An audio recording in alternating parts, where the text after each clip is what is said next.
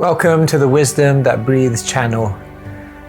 Across all our platforms, we try to share wisdom which is relevant and accessible to everyone. But on this particular platform, we go deeper into some of the ancient principles found within the scriptures.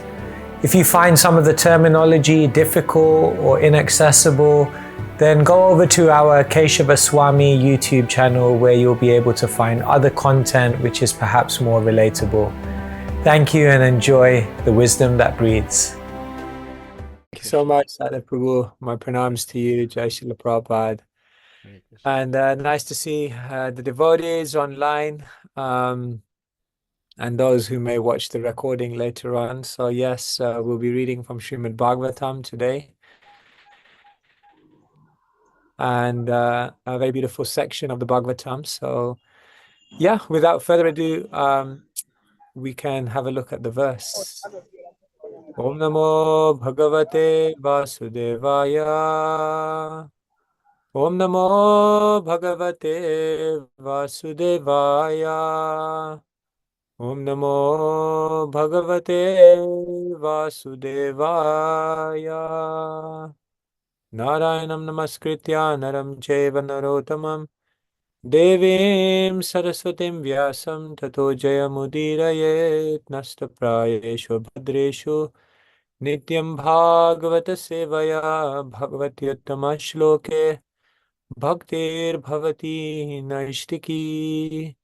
By regular attendance at classes on Srimad Bhagavatam, all that is troublesome within the heart is almost completely destroyed, and irrevocable transcendental loving service Lord is established as an irrevocable fact. Hare Krishna. Okay, yes, so we're reading today from Canto number 2, chapter number 8, entitled Questions by King Parikshit. And today we're reading from text number 27. Sutta uvacha sa upamantrito ragya kathayam iti satpate brahmarato bhrisham prito vishnuraten samsadi. Sutta uvacha sa upamantrito ragya kathayam iti satpate brahmarato bhrisham prito vishnuraten samsadi. Sutta uvacha sa upamantrito ragya kathayam iti satpate brahmarato bhrisham prito vishnuraten samsadi. Word by word, Sutta uvacha, Srila Sutta Goswami said, Saha he, Sukadev Goswami, upamantrita, thus being inquired, ragya, by the king, kathayam, in the topics, iti, thus, satpate, of the highest truth, brahmarataha, Sukadev Goswami, Brisham, very much, Prita, pleased, Vishnuratena, by Maharaj Parikshit, Samsadi, in the meeting. Translation and purport by His Divine Grace, Sri Bhakti Vedanta Swami Srila Prabhupada Ki Jai. Sutta Goswami said, thus, Sukadev Goswami, being invited by Maharaj Parikshit to speak on topics of the Lord Sri Krishna with the devotees, was very much pleased. Purport. Srimad Bhagavatam can be legitimately discussed only among the devotees of the Lord, as the Bhagavad Gita was authoritatively discussed between Lord Krishna and Arjuna, the Lord and the devotee, respectively. Similarly, Srimad Bhagavatam, which is the postgraduate study of the Bhagavad Gita, can also be discussed between the scholars and devotees like Sukadev Goswami and Maharaj Parikshit. Otherwise, the real taste of the nectar cannot be relished. Sukadev Goswami was pleased with Maharaj Parikshit because he was not at all tired of hearing the topics of the Lord and was more and more anxious to hear them on and on with interest. Foolish interpreters unnecessarily tackle the Bhagavad Gita and Srimad Bhagavatam when they have no access to the subject matter. There is no use in non-devotees meddling with the two topmost Vedic literatures, and therefore Shankaracharya did not touch Srimad Bhagavatam for commentation. In his commentation on the Bhagavad Gita, Sripad Shankaracharya accepted Lord Krishna as the Supreme Personality of Godhead, but later on he commented from the impersonalist's view. But being conscious of his position, he did not comment on the Srimad Bhagavatam. Srila Sukadev Goswami was protected by Lord Krishna Vidbre Brahma Vaivarta Puran, and therefore he is known as Brahmarata. And Sriman Parikshit Maharaj was protected by Vishnu, thus he is known as Vishnu Rat. As devotees of the Lord are always protected by the Lord. As devotees, they are always protected by the Lord. It is clear also in this connection that a Vishnu Rata should hear Srimad Bhagavatam from a Brahma Rata and no one else, because others misrepresent the transcendental knowledge, thus spoil one's valuable time. Srila Prabhupada ki jai.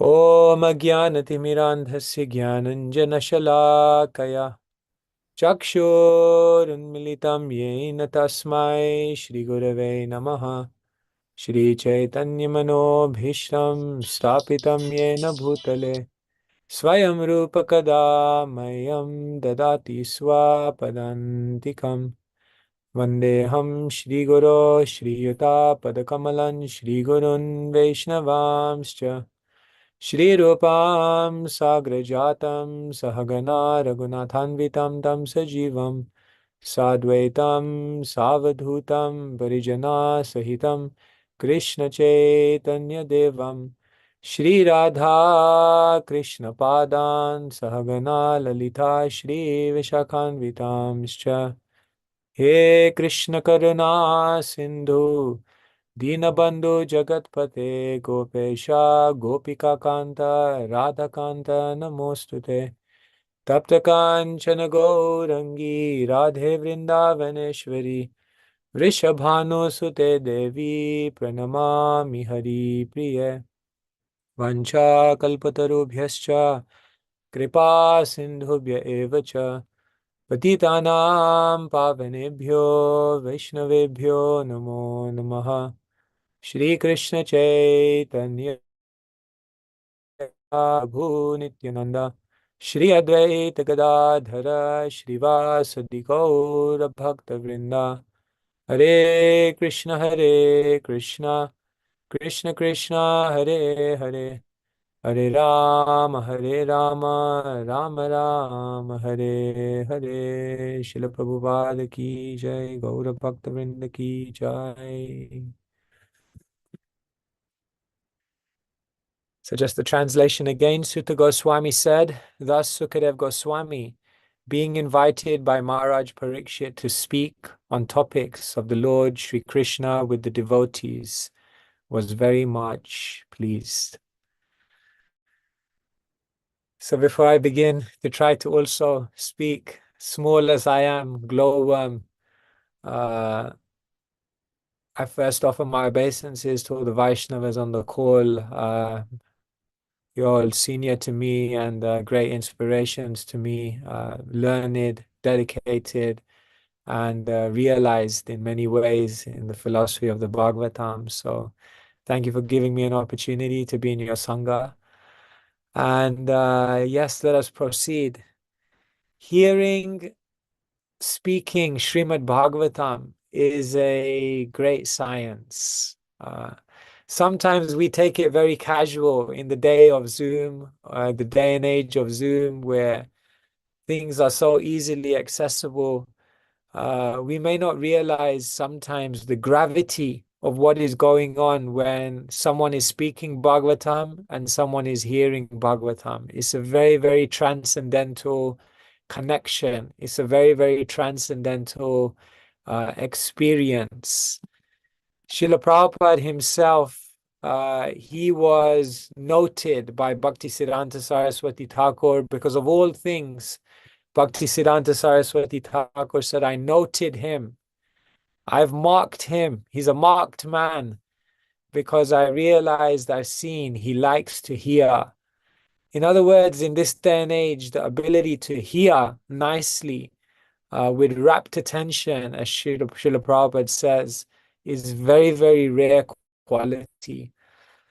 And therefore, the conversation between two people can only go as deep as the qualification of two people.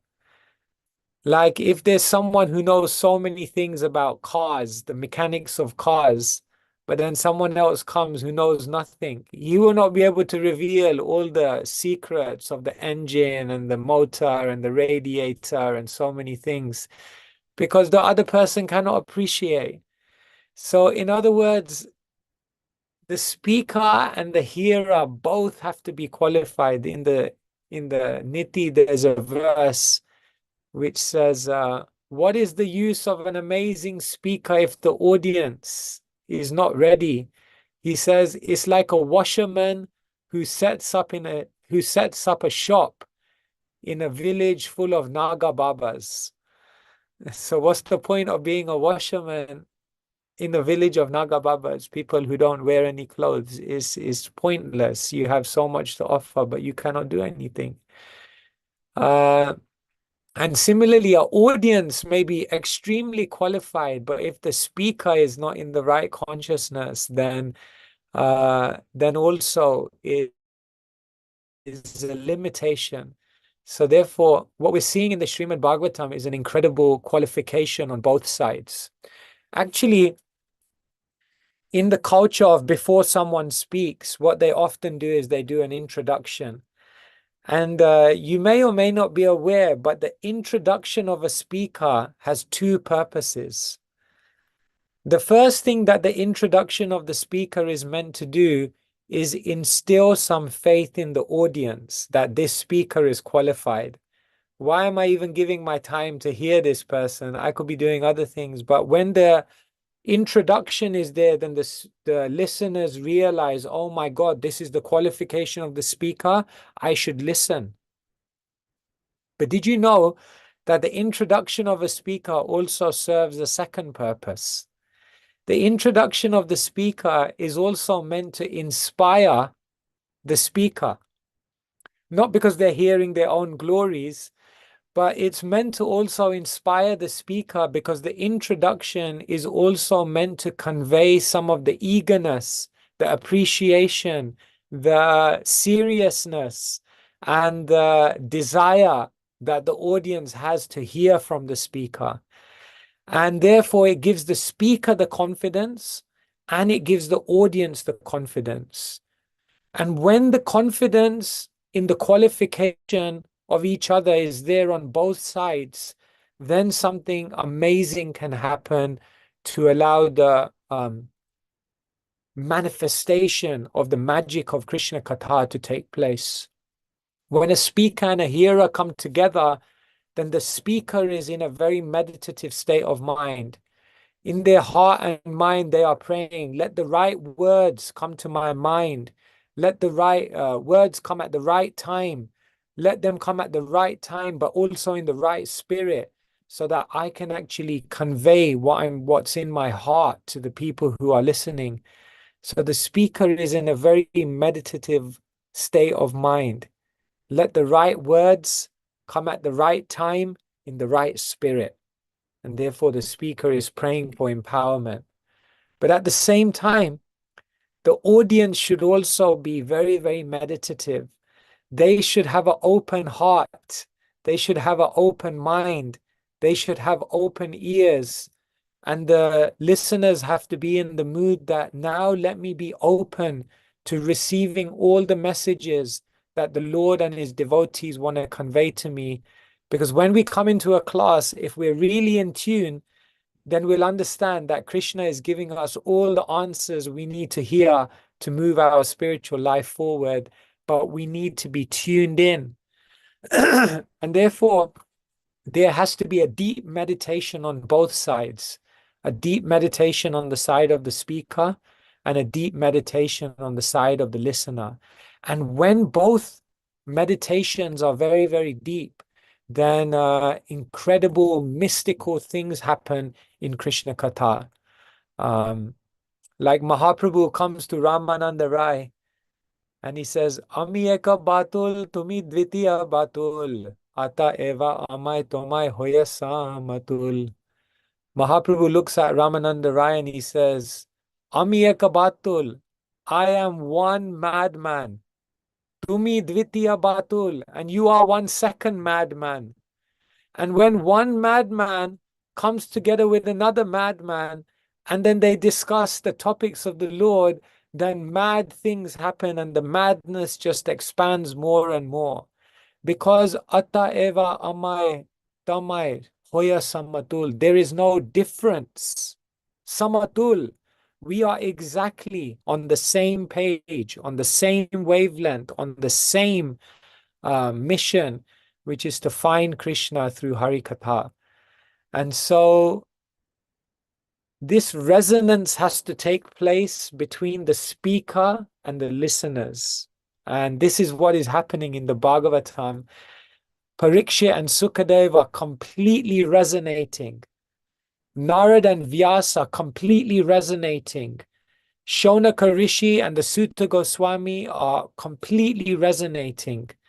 And all of you, I don't know, I'm sure all of you have been. Sometimes you just go into an assembly where Hari Katha is going on, and you can feel when there's a resonance between the audience and the speaker. You can feel that the speaker is very meditative, and you can feel that the audience is very meditative. And because that samatul, there's no difference. Therefore, then amazing things begin to happen. So actually in our movement, this is a great art that we all must develop more and more, is when the devotees come together for Hari Katha, it has to be samatul, it has to resonate, it has to be aligned. And when that is happening on both sides, then it really, really amazing things happen. And here Maharaj Parikshit is asking his questions. You know, even in the question someone asks in a class, so much is also communicated. Because when someone asks a question, the first thing that the speaker is understanding is what is the knowledge of this person. And when they can understand through an intelligent inquiry that someone has knowledge, then the speaker feels inspired to take the knowledge to another level. When someone asks an inquiry, what is also being expressed is one's humility. Because when a speaker sees that an inquirer has humility, then a speaker sees that there's space to feel something. But if there's pride and one is full of it, then there's no space. So then the speaker doesn't feel inspired. So the inquiry demonstrates the knowledge of the listener, which the speaker can build on. The inquiry of the listener represents the humility of the listener, which shows the space that then the speaker can fill. The inquiry also demonstrates the desire of the listener to go deeper in Krishna consciousness. And then the speaker feels the enthusiasm to also pull out the deep things within their heart to share on that journey of going deeper.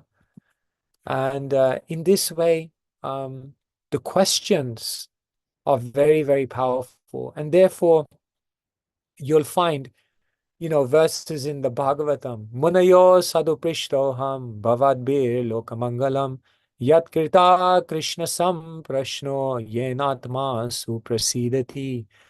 After the sages ask all the questions, then Sutta Goswami says, Munayo sadhu prishtoham, your inquiries are incredible. Your questions are wonderful. Because those questions and the sincerity and the knowledge and the wisdom and the humility and the desire behind them inspire Sutta Goswami to speak. So therefore, actually, oftentimes what happens is a speaker is restraining themselves. The speaker has many things they want to share from their heart, but the speaker will not reveal those things unless the speaker feels that the audience will fully benefit from it. Therefore, even in Bhagavatam, it said, a sadhu is like a cloud. Sometimes a cloud may rain and sometimes a cloud may not rain. It may just stay there in the sky for the whole day, no rain. And sometimes out of its own will, it may decide to rain. And in the same way, the words and the realizations, dharmasya tattvam nihitam guhayam, is said that all the truths of Dharma are hidden within the hearts of the Vaishnavas. But whether the sadhu decides to share it or not, that's up to the sadhu.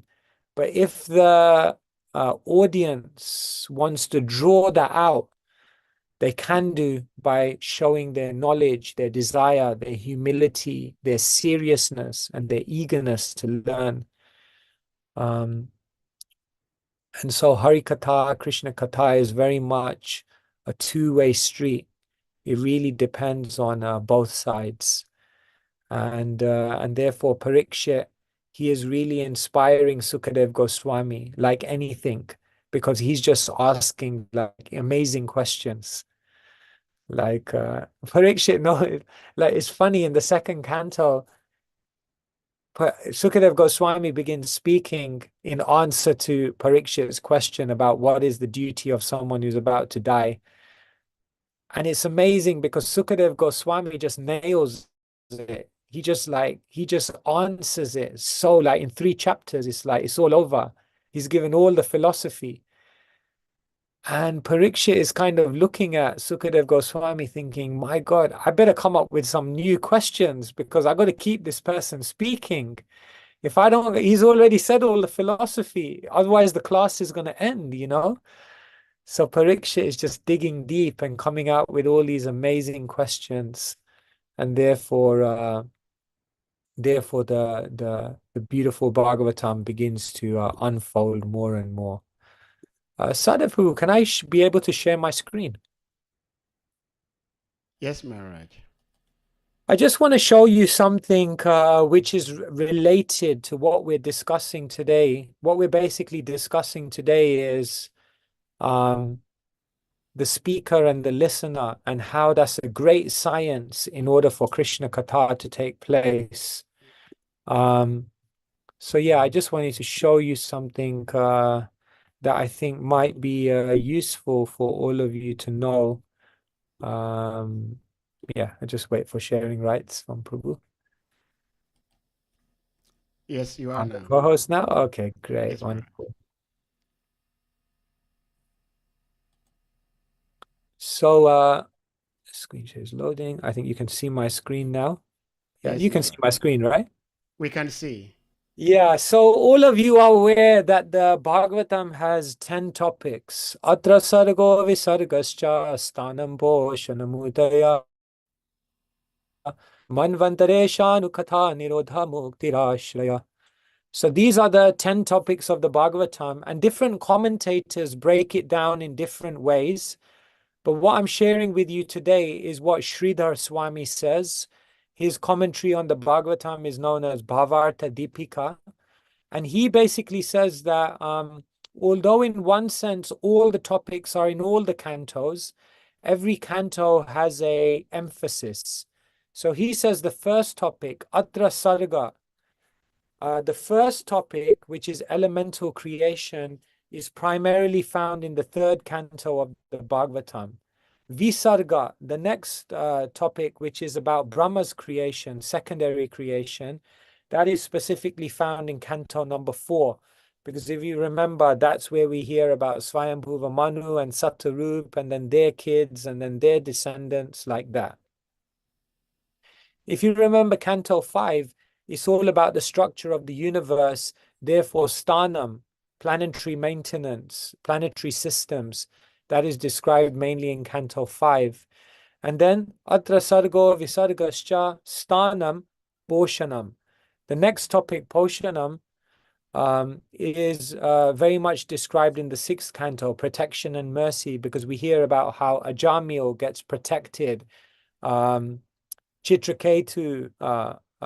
Vitrasura, all of these pastimes are there, all about protection and mercy. And then Sthanam, Poshanam, Uti, Utaya. Uti means the creative impetus. And the creative impetus in the material world is lust. Everything expands because there is lust. And who perhaps embodies that more than Hiranyakashipu, who has so many desires and who has so many material attachments. Therefore, 7th canto is Uti. And then 8th canto is Manvantara, because we hear about all the different Manus in canto number 8. And then 9 is known as Ishanu Katha, activities of incarnations, because in 9 we hear all about Lord Ram, we hear all about Lord Parashuram, and we hear all about the lineages which ultimately lead to Krishna's appearance in this world. And then, of course, canto number 10, Ashraya, the ultimate shelter. Of course, that's the smiling face, Krishna's pastimes. 11 is known as the canto which focuses on liberation. It is dominated by the conversations between Krishna and Uddhav. And Krishna is preparing Uddhav to basically take sannyas and give up all his material attachments. And therefore, mukti, liberation from material attachment, is very much the focus of Canto 11. And Canto 12 is about dissolution, Nirodha, because there we hear about Kali Yuga, we hear about Markandeya Rishi and the universal dissolution. Ultimately, we hear that about the annihilation of Maharaj Parikshit's own body. And so here you can see how the 10 topics are playing out over the different cantos. But the question still remains is that if these are the 10 topics in these 10 cantos, what is the 1st and 2nd canto dealing with then? And what Sridhar Swami says is that the 1st canto of the Bhagavatam is dealing with adhikar, or the qualification. Before Bhagavatam even begins, the 1st canto, we may or may not be aware, but what it's basically doing is it's teaching us what is the adhikar, or the qualification of someone who wants to hear Bhagavatam in such a way that it will transform and move their heart. And Sridhar Swami says the 2nd canto is all about sadhana, or the means by which one can actually achieve the goal of life, pure devotional service. But today, I want to focus on this. See this? Adhikar.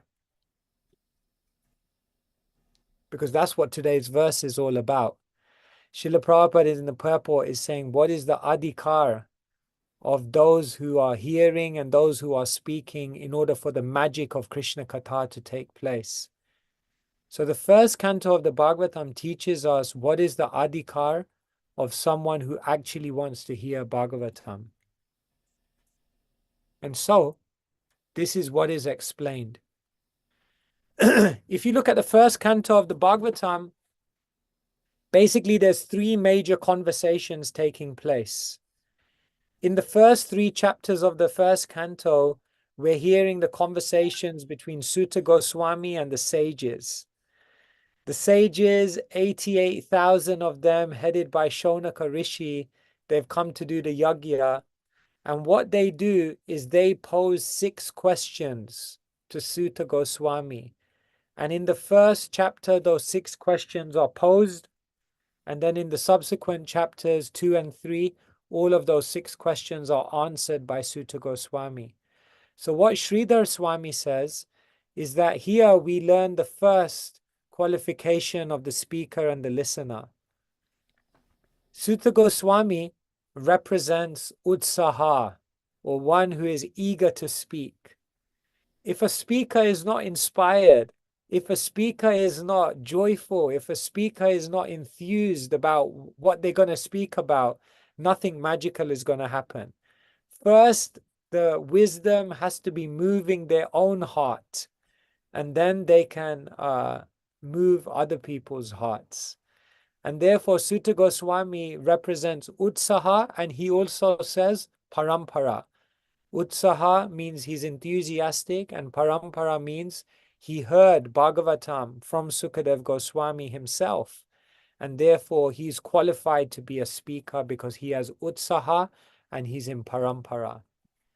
And Shaunaka and the sages who are the listeners, their qualification, Sridhar Swami says, is jigyasa. They're inquisitive. They're desirous. They show Sutta Goswami that they really, really want to know. And that is represented by their incredible inquiries. And so, the foundation of a speaker and a listener is that the speaker must be enthusiastic and in parampara. And the listener must be inquisitive, desirous to know. If these two things are not there, it is not going anywhere. Of course, there's still purification, but it's not going anywhere elevated. This is the basis. But now check this out. Sridhar Swami, he says, now let's move on to the next conversation. Because what happens at the end of the 3rd chapter is that after the 6 questions of the sages have been answered, they ask another 4 questions. And the first of those 4 questions are, how was the Bhagavatam, why did the Bhagavatam come about? And so between chapters 4 and 6, we hear about the conversation between Narada and Vyas. Because Vyas is dissatisfied. He's compiled so many things, but he still feels an emptiness in his heart. And Narad comes and tells him the mistake that he's made. And so Sridhar Swami says this is the second conversation, and this reveals a deeper adhikar. And the deeper adhikar is that, sorry, give me 1 second. The deeper adhikar is that Narada Muni, who's the speaker in the second conversation, is Bhagavat Kripa. He got the mercy of the devotees. Because remember, Narada Muni heard from the Bhakti Vedantas. He associated with the Bhakti Vedantas. And because he heard from someone and he got the mercy from personalities whose heart had been moved by Hari Katha, therefore he became qualified to speak Hari Katha. In other words, without being blessed by the Lord, blessed by the devotees of the Lord, you can't speak. Krishna Shakti Vinana Hai Tada Pravartan. And the qualification of Vyasadeva is Bhagavat Kripa. Both of these actually relate to both of them. But Vyasadeva also similarly was blessed, was divinely empowered with mercy. And because they both have mercy, therefore they're able to speak and they're able to listen.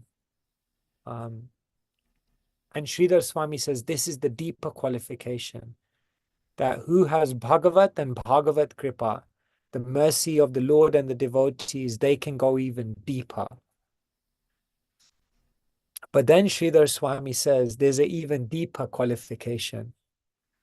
Because at the end of the 3rd chapter, the sages asked a further 4 questions. The first question was how the Bhagavatam came about. But then the 2nd, 3rd, and 4th question was all about Parikshit. And therefore, between 7 and 19, we hear all about Parikshit and how he renounced his kingdom and came to the Ganga to hear Bhagavatam. And therefore, Sridhar Swami says, in these last chapters, we're hearing the ultimate qualification of someone who wants to hear Bhagavatam and someone who wants to speak. And the ultimate deeper qualification is that Sukadev Goswami represents Sharanagati.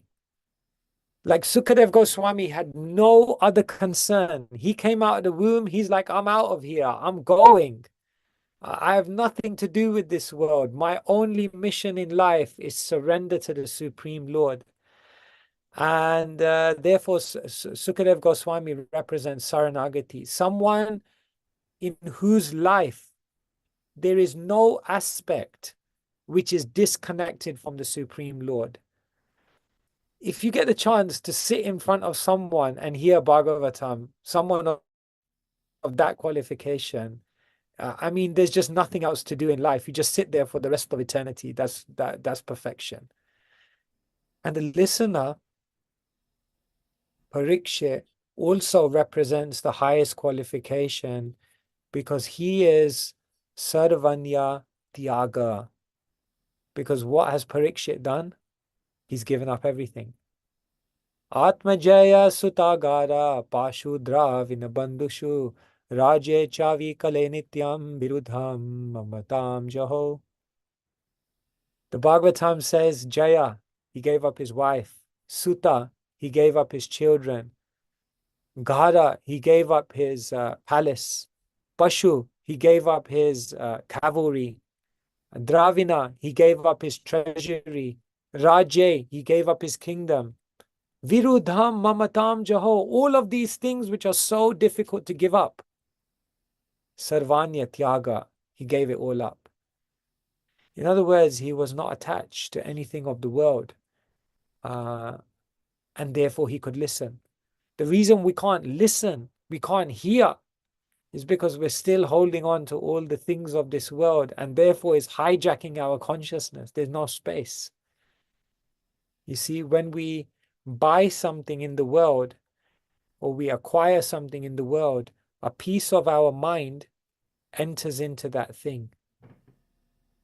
And when you have many, many things that you're attached to, it means your mind is in many, many different places, and therefore your mind cannot be present in the moment.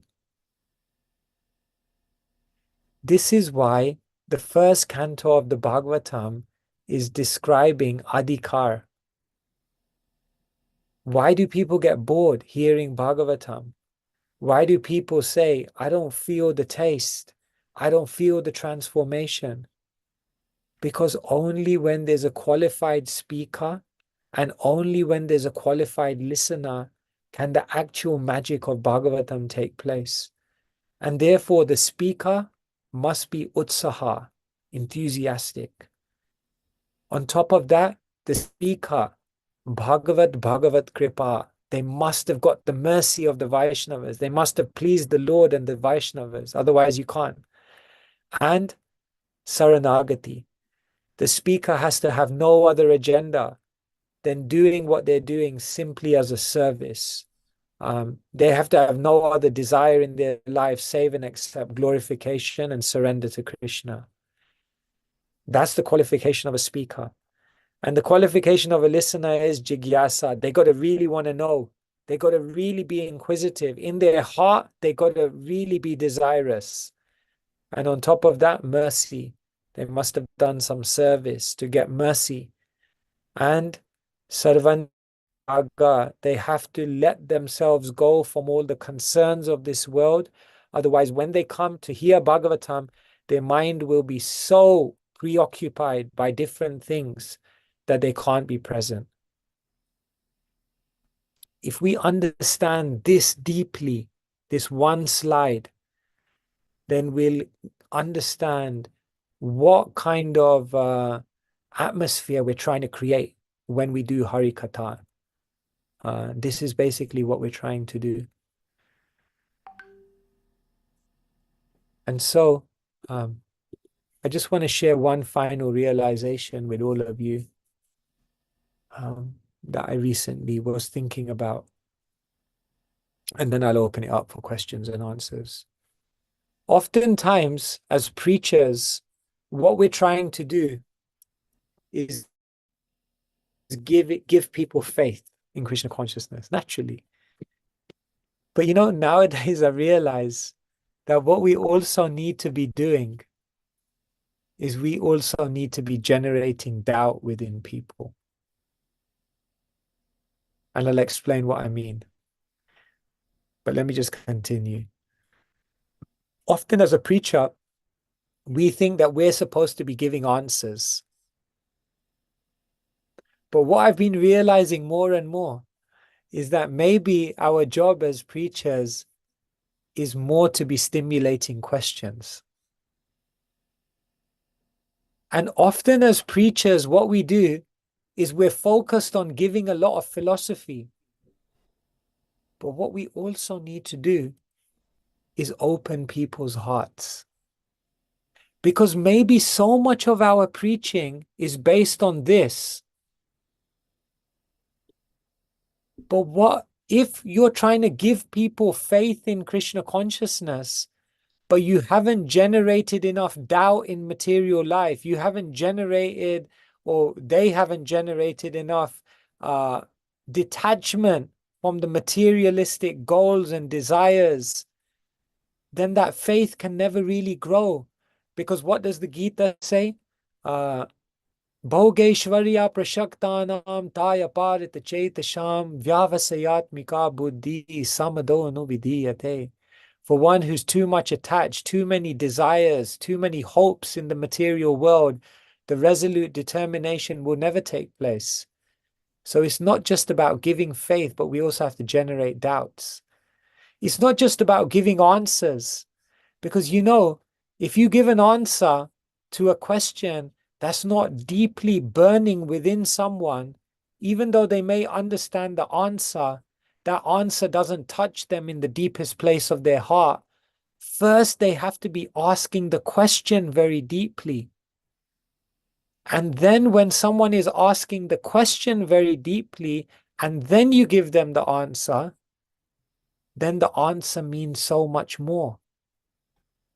Oftentimes we give people answers to questions that they're not asking deeply, that they're not burning for the answer for. And therefore that answer doesn't have the impact. Therefore, a devotee also has to try to help people question things. And we give so much philosophy. But people's heart must be open. Otherwise, they're hearing, but they're not really hearing, because the heart is closed. The heart is steel framed. The heart is not able to absorb. The heart is not a fertile ground for those seeds of philosophy to then sprout into a beautiful tree with many fruits.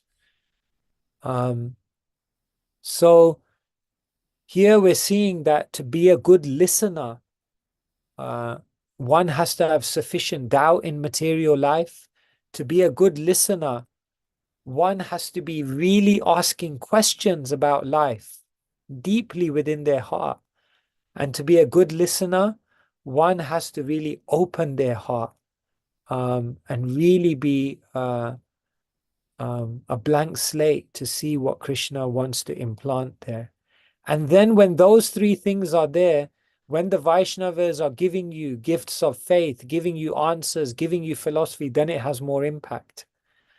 And so here in today's verse, we're learning so much about what it means to be a good listener, what it means to be an appropriate speaker.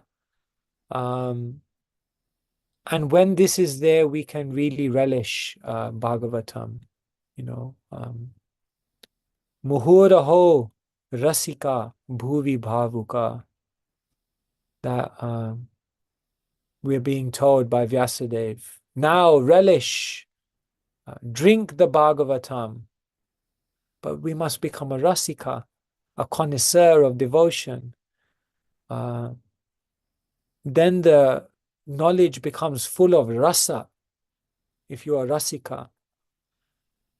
Like the sages say to Sutta, Vayam tu na vitripyama utamashloka vikrame yachrinvatam rasa jnanam svadu svadu pade pade.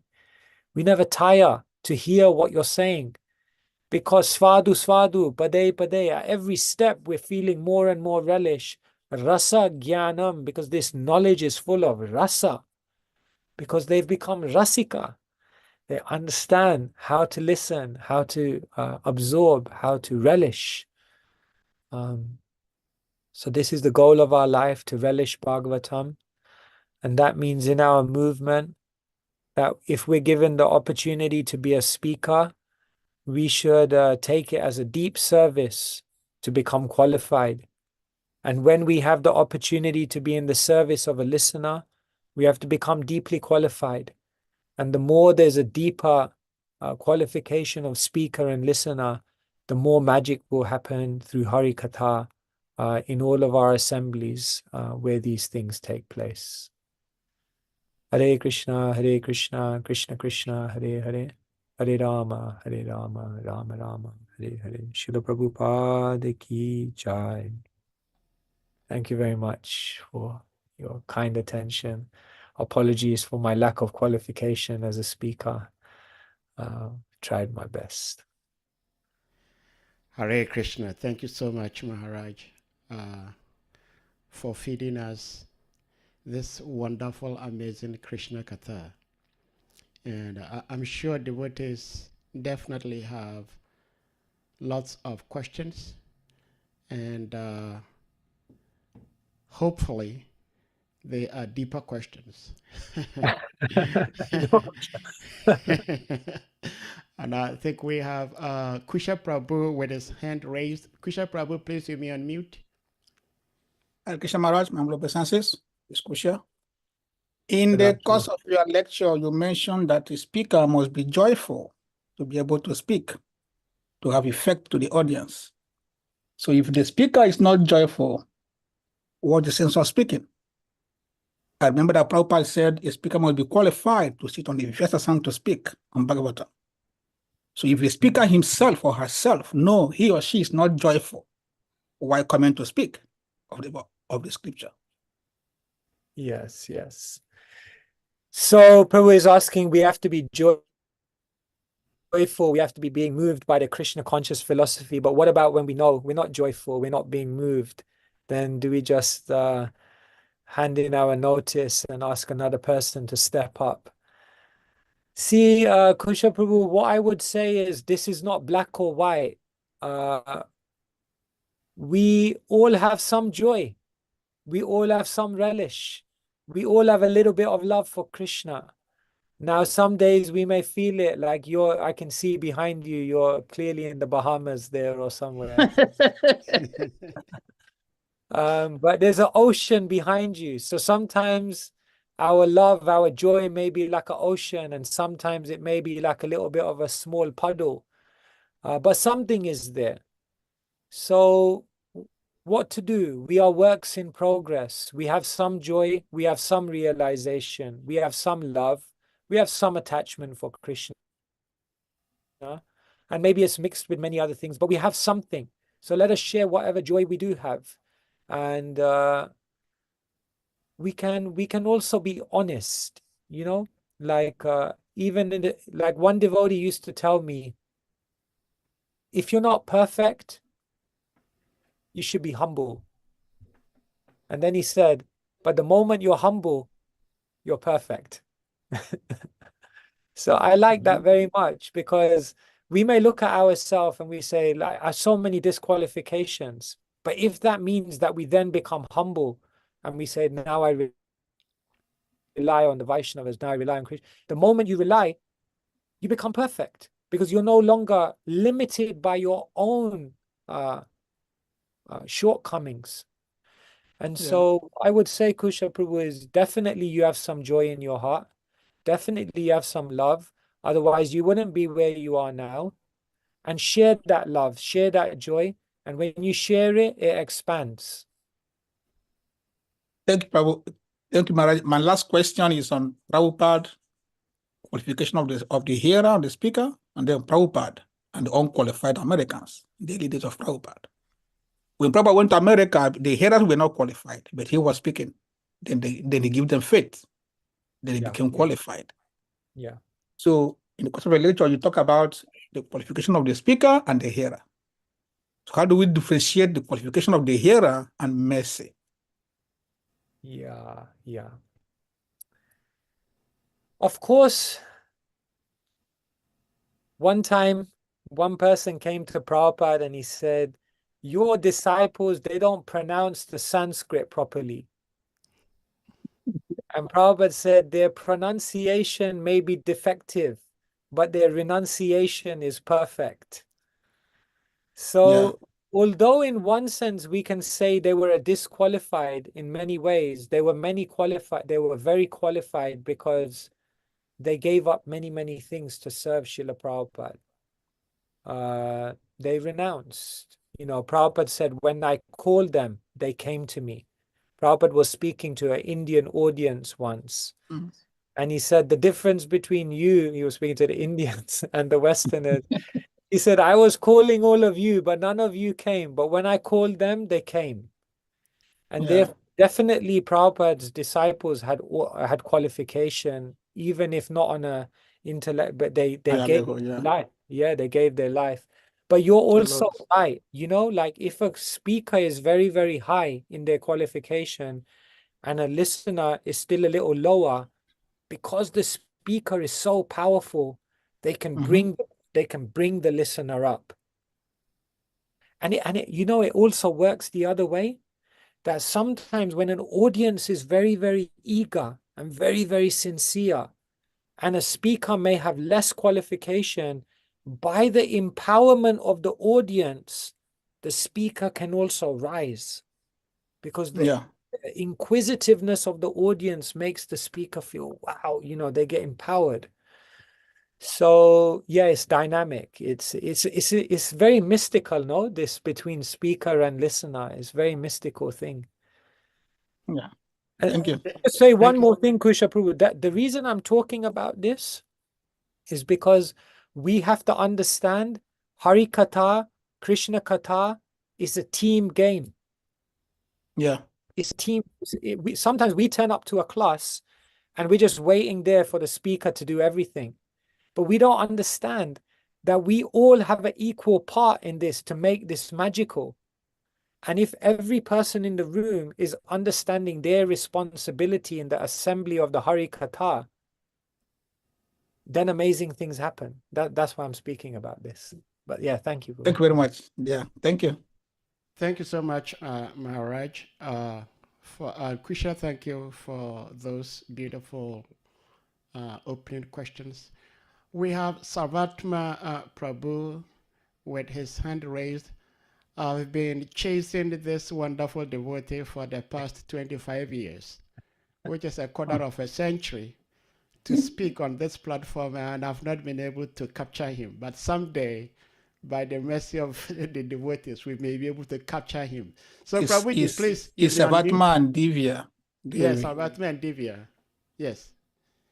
Hare Krishna. Well, you can just see why. One of the reasons is that after Keshava Maharaj, there's very little room for someone like me to say anything of value. Regardless, I at least I could qualify myself as an audience. I sometimes, let's say, I will just speak from my own point of view and not take someone else's place, and say Harikatha is described as the cure of all illnesses, because it will elevate the person to Krishna consciousness.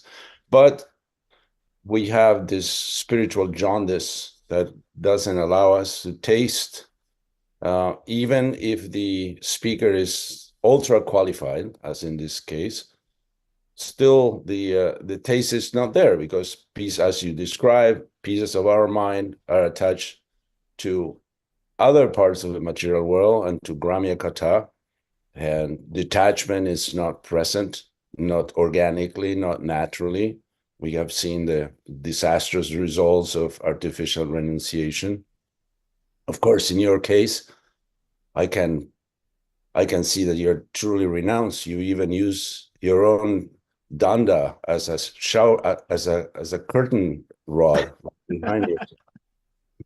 So there is signs of ultra renunciation. So, and even if we know that is the right remedy, even if we hear it from a qualified speaker, even if we gather our utmost portion of sincerity and experience and some realization, still Harikatha is not sufficient, even though we know it's the right medicine, is the dosage is not a problem, the doctor is not a problem, the patient has a problem. So how do you cure this? There's no more sincerity. There is no room for more sincerity. That's all you can give. So please tell us how to get to the next step. Ramaprabhu, thank you so much for your kind words. I talked about Narad Muni and how he had served the Bhagavatas. And there's this beautiful verse in the Bhagavatam, Shushrusho Shradadhanasya Vasudeva Katharuchi Shyan Mahadsevaya Vipra Punya Tirtha Nishevanat. That the Bhagavatam says, by service to the great devotees, amazing service is done. And by that, Vasudeva Katharuchi, one gets an affinity for hearing the messages of Vasudeva. We're in Srila Prabhupada's movement. Srila Prabhupada had such a big mission. Srila Prabhupada had such a big desire to spread Krishna consciousness. You're exemplary in that regard. And you know, like serving Srila Prabhupada's mission, I think we can definitely say that by sustained efforts in sharing Krishna consciousness, in trying to help people in their spiritual journey, definitely Krishna gives us more and more affinity for hearing his messages. So I think that's definitely one thing, that along with hearing, if we serve, if we really try to make the mission something that just runs through our veins, more like at night we go to bed like in anxiety, how will I move Srila Prabhupada's desires forward? When we wake up in the morning, we're enthused what we'll do today to spread that mission forward. I think that service gives us a lot of qualification to hear. That's one thing. I think the second thing is, you know, all the other Pancha Anga Bhakti, what happens with Pancha Anga Bhakti is they all nourish each other. So by going to the Dham, it then comes back to hearing Hari Katha. By chanting the holy name, the benefit of that comes back when you hear Hari Katha. By associating deeply with the Vaishnavas, the benefit of that comes back in Hari Katha. So I think all the time we spend in Pancha Anga Bhakti definitely nourishes our qualification to hear Hari Katha. And then the third thing I would say is that Srila Prabhupada, of course, we could say it was his humility, but still he said it, that he said, when I heard Bhaktisiddhanta Saraswati Thakur, I also couldn't understand everything. He said, I couldn't understand many things, but I sat down and I just listened. And there definitely is something to be said for just sitting down and listening. Sometimes I tell devotees, I don't think you read the Bhagavatam till you read it for the third time. I think you just have to read it twice just to immediately like get even close to the Bhagavatam somewhat. And then when you read it for the third, the fourth time, then it becomes like, wow, it's really coming alive now. So I think there is something to be said about just sustained hearing, but sustained quality hearing. And one final thing I'll say on this is, in terms of sustained quality hearing, is I saw in many places around the world, nowadays I travel, so it's interesting to see the different cultures when it comes to hearing Bhagavatam. And you definitely see some places are way more serious than other places. And sometimes they just create a culture around hearing the Bhagavatam. Like, I've been to one place where like there's no phones are allowed, where Hari Katha is going on, where no one gets up in the middle of the class to do anything else, where nothing else is happening in the room except Hari Katha going on, where when everyone comes, the speaker sits and everyone comes close. And you think like, in the West, we generally like our space, you know, like a bit of privacy. But there's something when we come together and everyone's there, they're present. And it's fascinating to see how in some places they've really created a culture around hearing Harikatha, so that whenever anyone comes in that assembly, they realize this is serious business. So I think it's about creating that real seriousness around Harikatha. You know, like some places, I'm not so advanced, so it's difficult. Like some places I go to and I just don't feel inspired to speak. I come to the place, it's noisy, people are coming through, everyone's attention is distracted, and you just don't feel as though the gravity of it is there. So, in answer, Sarvatma Prabhu, I guess I'm just saying 4 things. The first thing is, as we serve more and more, we gain the affinity. The second thing is that when we do the other angas of Pancha Anga Bhakti, that then comes back to Harikatha to nourish it. The third thing is sustained hearing. You only read the Bhagavatam, I think, 3rd, 4th, 5th time. And the fourth thing is really creating a culture around the seriousness of hearing.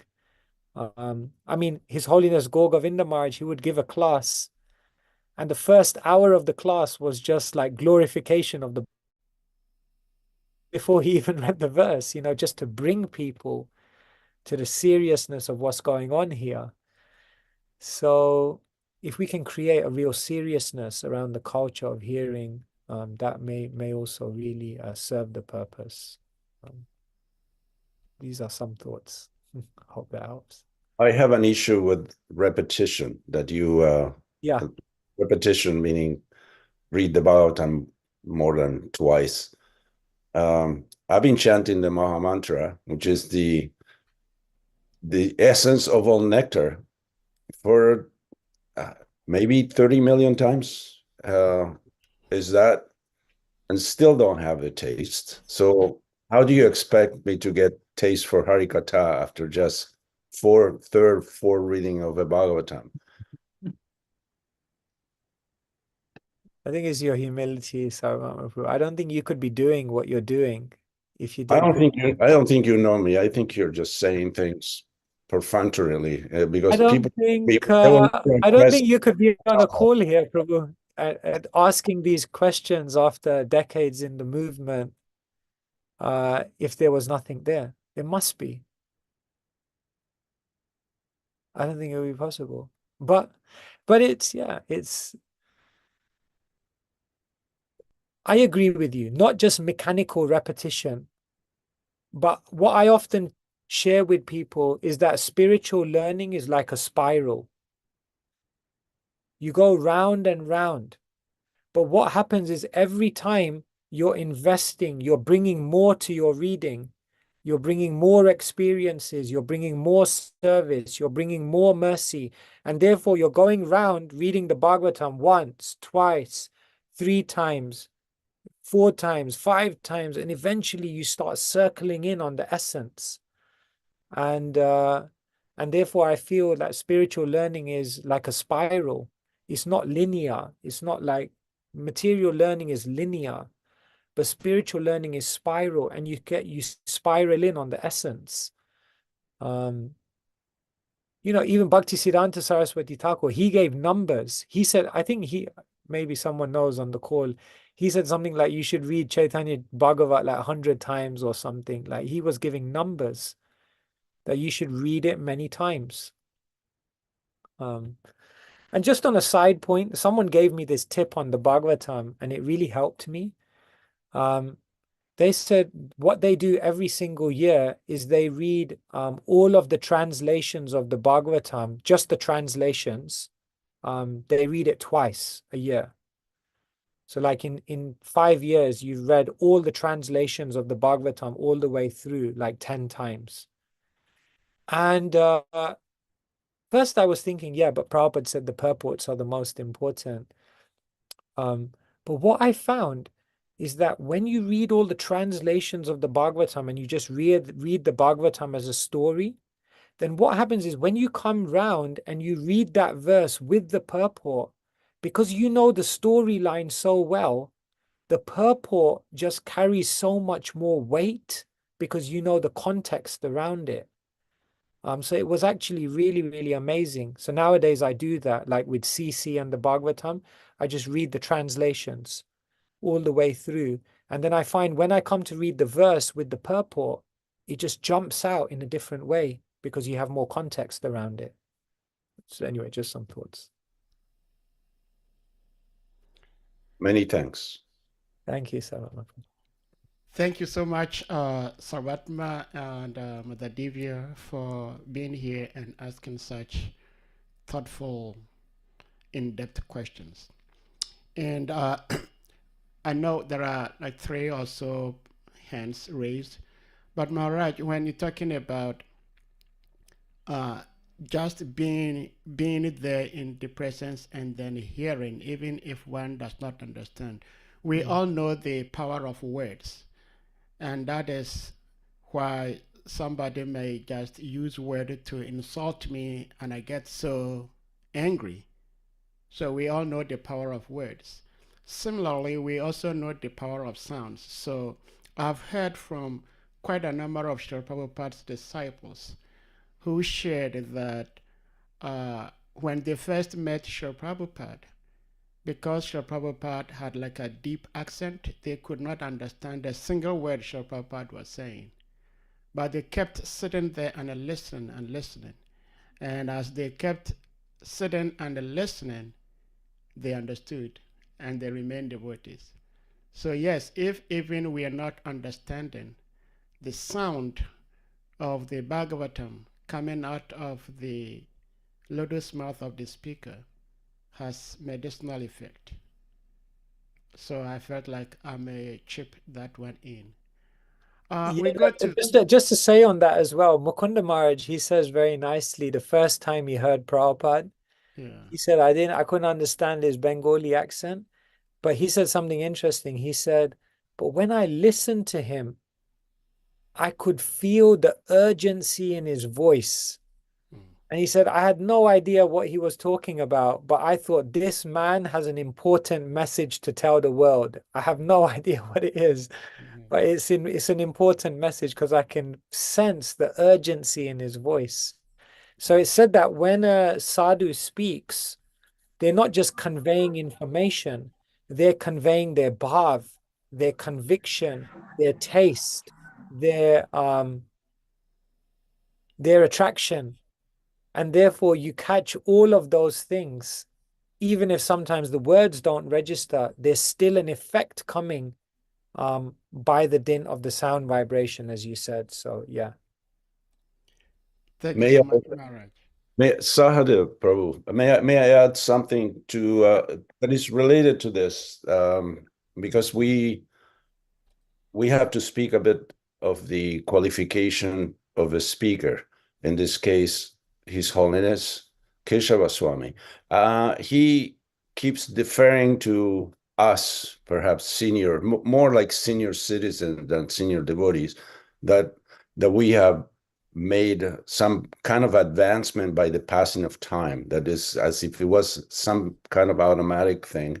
I refer to even Gurukula students as seniors to me, because they obviously, I wasn't born in a family of Vaishnavas. I have very little realization.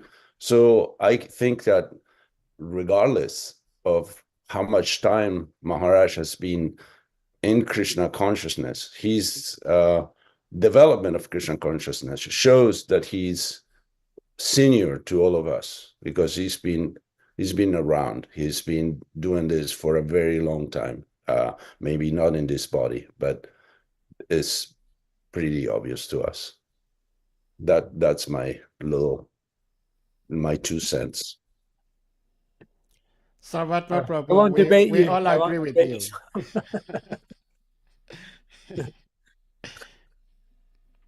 Thank you. I missed that. No, I said I won't debate you.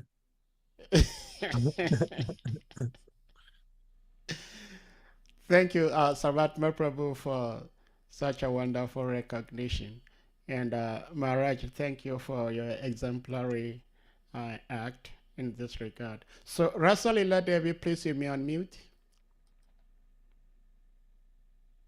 Hare Krishna Maharaj. Hare Krishna Guru. Hare Rasalila, Krishna. do you have your video turned on? I'm not able to. I'm in Okay, all right, go ahead. Go ahead and Thank speak you. then. Thank you. Thank you so much, Maharaj, for your awesome lecture. And I think when we all see that notification that you'll be speaking, we're eager to come hear you. So in a way, it's Parikshit Maharaj and Sukadev all over again. So thank you. My question is the element of purity. When the speaker itself struggles with purity, and also the listeners, especially when they're new devotees coming in to hear Krishna Katha, coming in for a different perspective, coming in to somehow or the other change their lives because it's a transformation. And we also know that energy, science says that it's never destroyed. If anything, it's passed on. So when that energy of the speaker, for lack of better words, it's low, and also these new devotees coming in to seek shelter, with such energy bouncing back and forth, how can, that purity, that force that we're looking for, that taste that we're looking for, to make that switch, to say, yes, this is why I'm here. When that is lacking, what can be done about that?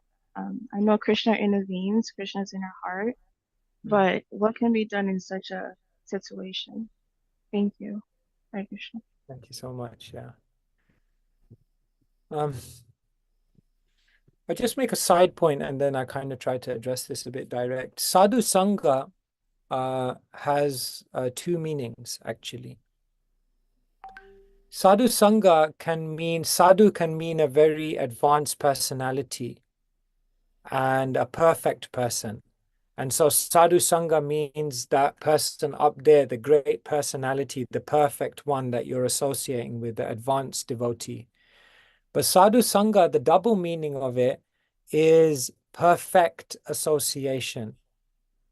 In other words, if there are two devotees who maybe not be perfect, may not have high purity, they may be on the same level, but who are very like-minded, who are desirous to help each other and who are coming together for the same purpose, then even in that interaction, it's still considered sadhu sangha and it can still give you just as much benefit.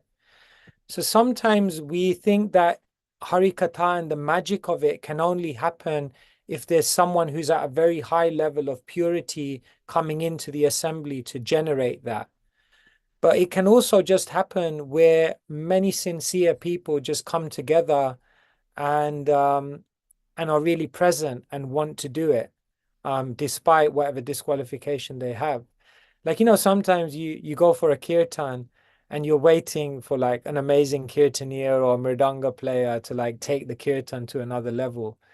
And then sometimes what happens is like 4 devotees get in a room, none of them are that musical or anything, but because they all are just so sincere in chanting, you just have like an out of the world kirtan because everyone's just so present and everyone's just so sincere. So where we lack in purity, we can make up in sincerity. And sincerity means to understand I'm weak, I don't have that much, but I'm sincerely, I want to find Krishna, I want to help these people find Krishna. And then, as you said, the Krishna factor comes in and helps. So where we lack in purity, we make up with sincerity. And remember what I said about purity and humility as well, because sometimes our feeling of our lack of qualification can become our greatest qualification. Because in that humility, we become dependent on Krishna and we kind of get out of the way. And when we get out of the way, Krishna can do amazing things. So yeah, I think we just deal with it like that through sincerity and humility. And then the final thing I'll say on this is that like once we went out on Sankirtan, we went to this town, and it was like London is always raining.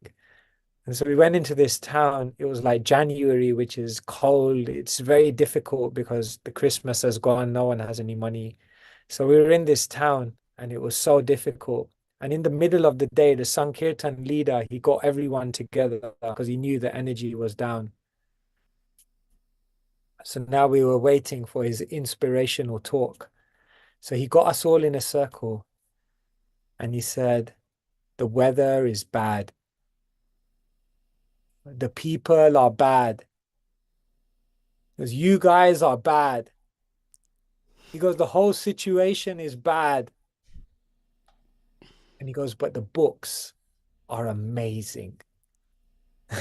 So he was just going bad, bad, bad. We're thinking, oh my God, he's just depressing us. And then he said, but the books are amazing. And then he gave this really inspirational speech about how even when everything is bad, the books are amazing. The process is infallible and the potential is unlimited. So, you know, like our Maya, our shortcoming, our imperfection can never be greater than the potential of the spiritual energy. And so even though we're broken in so many ways, like they say, even a broken clock can tell the right time twice a day. So even though we're kind of broken instruments, because we're delivering something so powerful, it can still change people's lives. And we just have to take comfort in that fact. So that's just one of them. Hare Krishna. Thank you so much, Maharaj. Mitravinda Devi, please, you may unmute.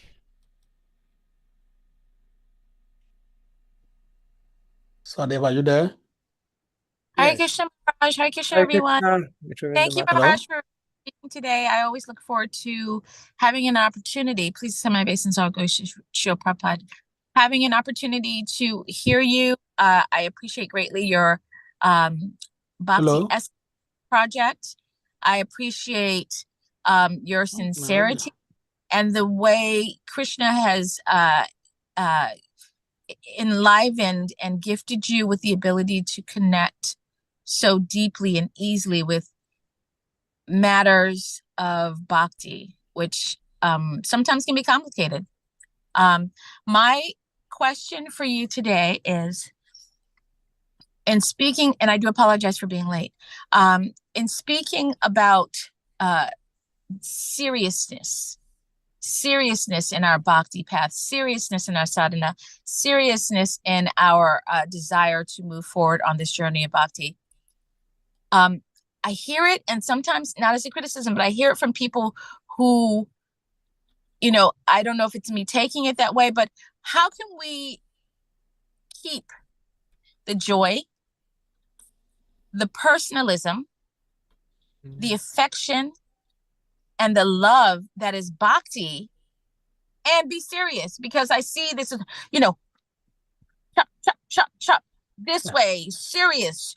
You have to show you're serious. My seriousness does not come across as lifeless.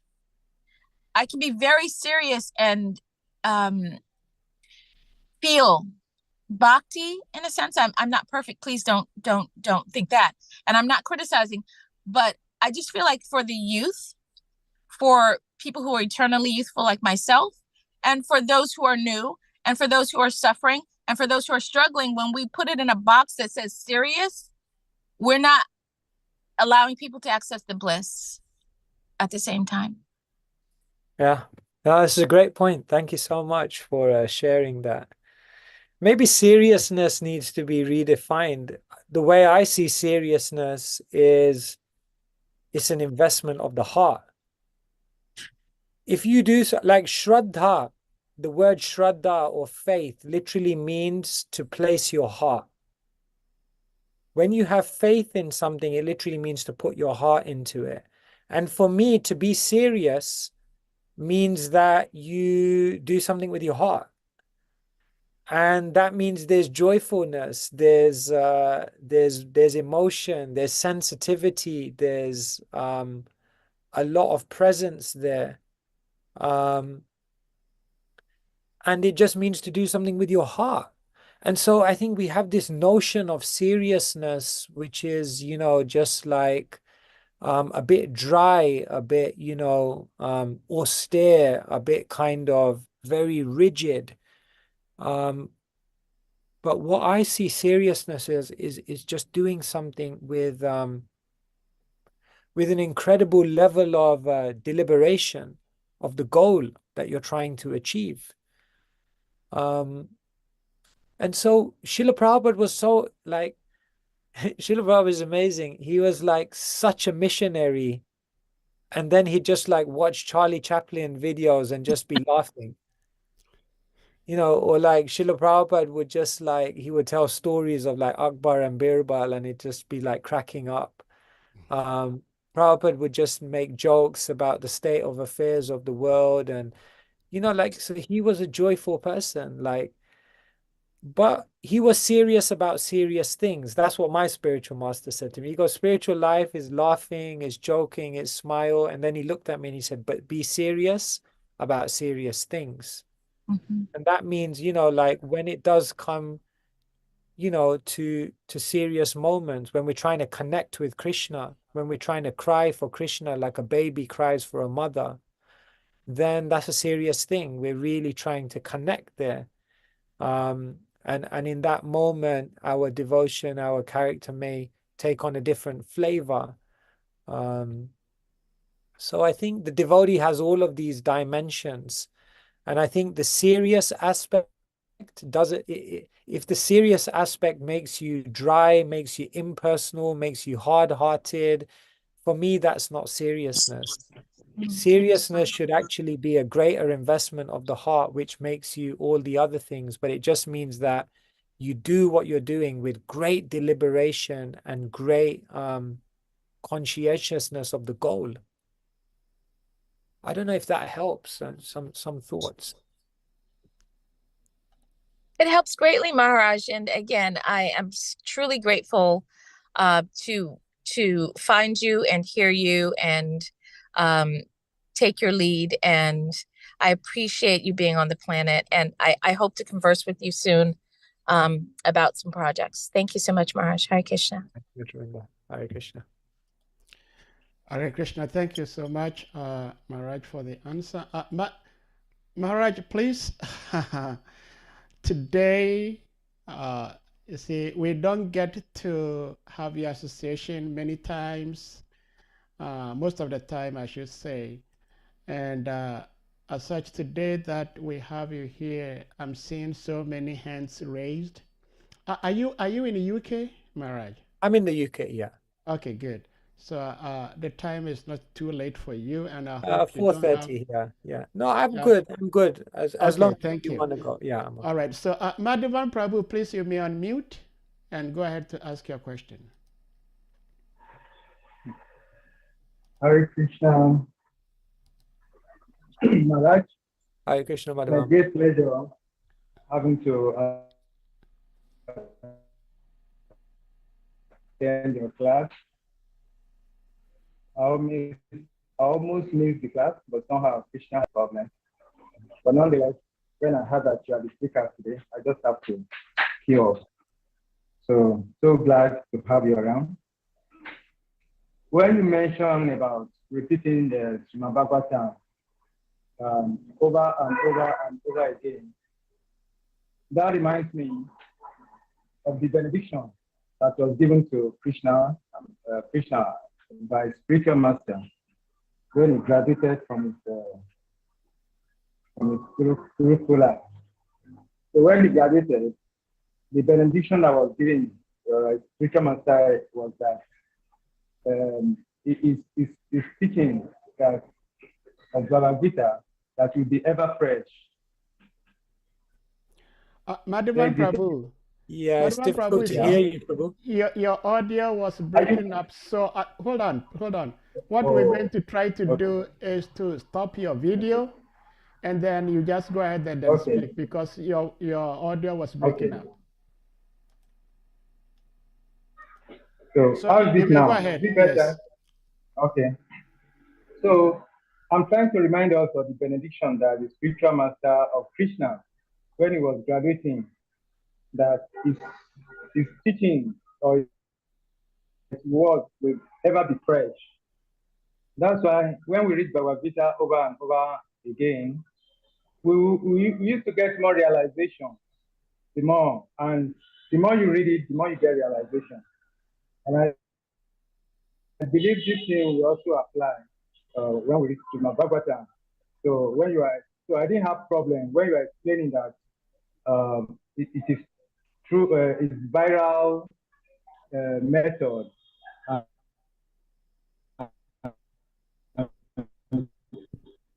At the end of the day, reading often and often sense of the Srimad Bhagavatam. Then about the seriousness also, if you can give me some time about the seriousness. When we're in the school, in the university, there are some lecturers who teaches with more enthusiasm. So students like to, present in the class. People are more interested in such lecturers, even though the subject matter is very difficult. But because of their style, they put a lot of humor, joyfully they do it. So students are more enthused. They are more interested in learning from such a master. Hare Krishna, Prabhu. Thank Maharaj. you, brother. I didn't catch everything. Maybe Sahadev, Yeah. did you catch it? Well, I Yes, don't. Maybe it was a comment. It was more or less like a comment or remark, but he was trying to say like however fresh the Bhagavatam is, that even though one may hear the Bhagavatam for so many times, but it's still ever fresh. And he was also talking about one instructor he had in the university, that he was not like a very good instructor, but his demeanor and the way he talks just encourages the students to be in the class to listen to him. I see. Yeah, so those were some comments he made. Thank you. Yeah. So we go to Tribhuvanath Prabhu. Please, you may unmute.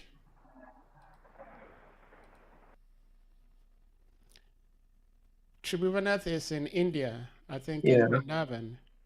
Yeah. Hare Krishna. Hare Krishna Maharaj. Nice to see you. Accept my obeisances, Maharaj. My obeisances to you. Maharaj, first of all, I want to acknowledge your latter part of your presentation where you mentioned about questions. I think that is very important. In philosophy, we are meant to know that the answers are not very important. In fact, the answers are irrelevant, but the questions are the top of thing, because the question build upon questions, just like we've seen from the life of Parishit, and the response is getting here and there. So my question is about what you emphasize on, which deals with the adhika. So I was trying to find out how many adhika do we have, actually, when it comes to spiritual practice. How many? Sorry, Tribuna, can you just rephrase it? I didn't understand. How many adhikar is it? Okay, let me preface myself. Probably how much? Let me preface myself to you, Maharaj. Generally, I'm aware that whatever we do, giving classes, listening to classes, they're all service, right? They're all service. So in the morning, we keep requesting Tulsi Dev to give adhika. And here, most of your talk was actually emphasizing on the importance of adhika to hear Bhagavatam. So that categorize adhika. So I was, wondering how many adhikas are there. Oh, okay. What are the levels of adhikar of different types of listeners of the Bhagavatam or speakers? Both.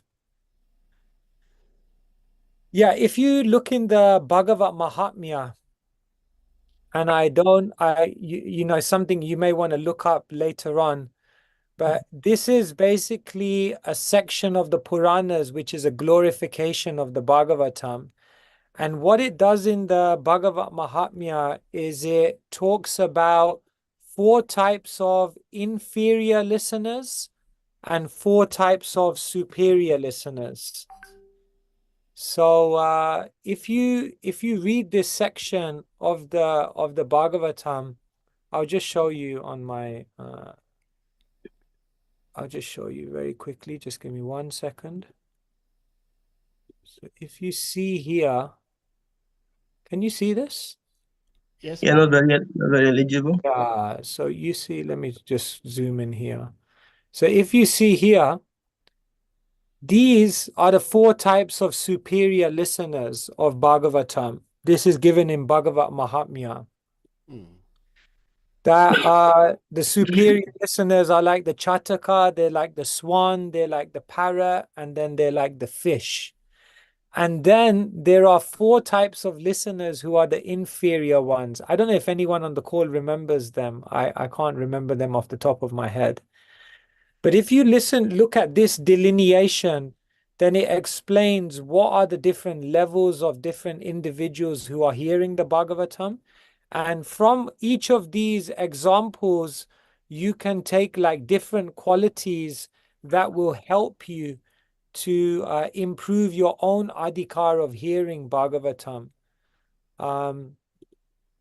Because if you think about it, hearing Bhagavatam is something we do every single day. And if we become good at it, if we become really, really fine-tuned in how we hear Bhagavatam, we can transform our spiritual life. And I travel across the world, and I can see that some people, some devotees have just, and I don't think it's just that they were born with that, but they just developed very, very good habits and an internal seriousness when it comes to hearing Bhagavatam. And therefore they get so much when they hear Hari Katha. So the different adhikars are given. The other adhikars are given, there are qualifications given in the Bhagavatam, for example, of a good disciple. For example, I'll show you another verse here. Just give me 1 second. So this is found. Maharaj, I'm sorry. Yeah. In a point, is that you mentioned that there are more than one adhikar. Is that a point you're making? Yeah, there are different levels. Like we could say, when we say adhikar means qualification. Okay. Absolutely. So qualification is basically made up of the different qualities that someone has. And the qualities can be many. And according to how many of these qualities one has, their adhikar is established on that. So for example, different qualities could be like eagerness to hear, humility to absorb, attentiveness, all of these kind of things, not having any agenda, hearing without any personally motivated ideas. These are different qualities. And when one has all of these qualities, then their adhikar is at the highest. And when their adhikar is at the highest, Hari Katha can have transformation like this. That's why Parikshit heard in 7 days and it was complete, That's why Arjun heard in 45 minutes. But if the adhikar is not there, then even one may hear the highest thing, the transformation is not there. That's why I said sometimes we focus on giving people answers. But if you're if you're speaking to me, giving me all the answers, but in my heart, I'm not even asking those questions deeply, then even though your answers make complete sense, they still don't go into my heart. And therefore, you as a speaker, what you might want to do for me is first get me asking the question. That's why even Srila Prabhupada said with Bhaktivedanta Institute, he said, your mission is to plant seeds of doubt, to get people doubting. Because when people doubt, and then you give them the philosophy, they have more adhikar to absorb it. So I guess Tribhuvanath Prabhu, what I'm saying is that adhikar is made up of many, many different qualities of superior listeners. And as you increase all of those qualities, your adhikar is higher. Thank you so much, Maharaj, for the answer. There are a couple of hands up, but I have a question which has a connection to Tribhunath Prabhu's question and the answer you gave, Maharaj. And that is, you were talking about Lord Chaitanya saying that he is mad. And the devotee who is also associating with him is also mad. And all along, I had been very much concerned about my life in this lifetime that I never go mad. Because Krishna says one should free himself or liberate himself by the power of the mind. And if I go mad, it means my mind is no more working. But I'm learning from this lecture that if one can be mad for Krishna, or if one can be mad of Krishna, that is also amazing. So in medicine, there are certain things that could go wrong and then somebody goes mad. Now, how do I become mad for Krishna? I want to be mad for Krishna. How do I become mad for Krishna? This is my question, Maharaj. Yeah, one devotee told me spiritual life means to go from one illusion to another illusion. Right now, we're under the illusion of Mahamaya, and then eventually we just go under the illusion of Yoga Maya. The Bhagavatam says, Nunam pramate kurute vikarma. Everyone in this world is mad after materialistic things. They're mad. They've gone mad. And then the Chaitanya Charitamrita, Mahaprabhu says, Japite japite mantra, korila pagal. I'm chanting the mantra again and again, and I'm becoming completely mad. So either you cry in the material world about all the material things that went wrong, or you cry for Krishna. But one thing is you're going to cry one way or the other. You're going to be mad one way or the other. And you're going to, be an illusion one way or the other. It just depends which one you want to be under. That's basically what the reality is. So yeah, we have to become mad. There's an interesting letter Prabhupada writes to a GBC. It's very interesting. He writes this letter to a GBC. So in the whole letter, he's telling him all his duties, managerial, take care of the devotees, manage everything properly. And then in the final line, Prabhupada says, and don't forget, your main duty as a GBC is to become mad after Krishna. It's very nice because Prabhupada is giving all his job description, service, and then he says the main thing is you got to become mad after Krishna. That's your biggest mission. Yeah. How do we become mad after Krishna? The holy name has that power. The holy name, Nam No Hi Yavati Shakti. And Hari Kirtan has to become accompanied by Hari Katha, because Bhaktisiddhanta Saraswati Thakur says, Radharani is the Svarup Shakti of Krishna, and we never worship Krishna without Radharani. And similarly, Hari Katha is the Svarup Shakti of Hari Kirtan. So if you do Hari Kirtan, but you don't do Hari Katha, then you won't have the right conception to chant the holy name in the appropriate way. The absorption may not come. And therefore, Hari Kirtan and Hari Katha is the only way to become mad, sure way to become mad. Thank you so much, Maharaj. So we go to Harichakra Prabhu. Please, you may unmute. Harichakra.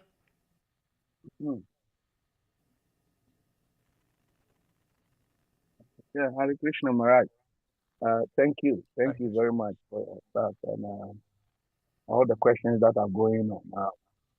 During your deliberation, you were mentioning about questioning that if a speaker is giving answers, then the answer should be able to prompt further questions.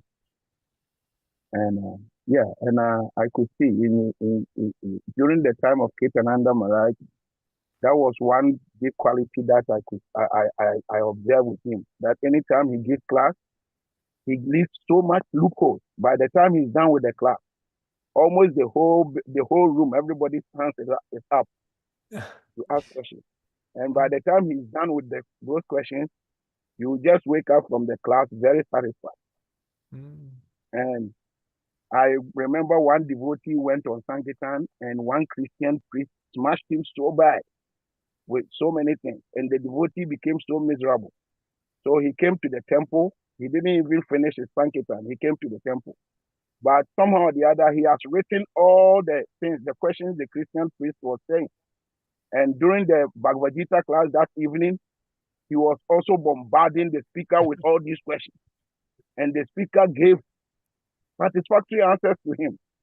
The next morning, this devotee did not even wait. Right after Mongarati, he was out. He went to stay behind the store, the door, the store of the Christian priest. And the gate, the priest, the store was supposed to open at 8 o'clock, but this devotee was there before 6. And when the Christian priest came, he also started giving his answers, bombarding the Christian priest with it. And the Christian priest became so satisfied that he purchased all the books that he had.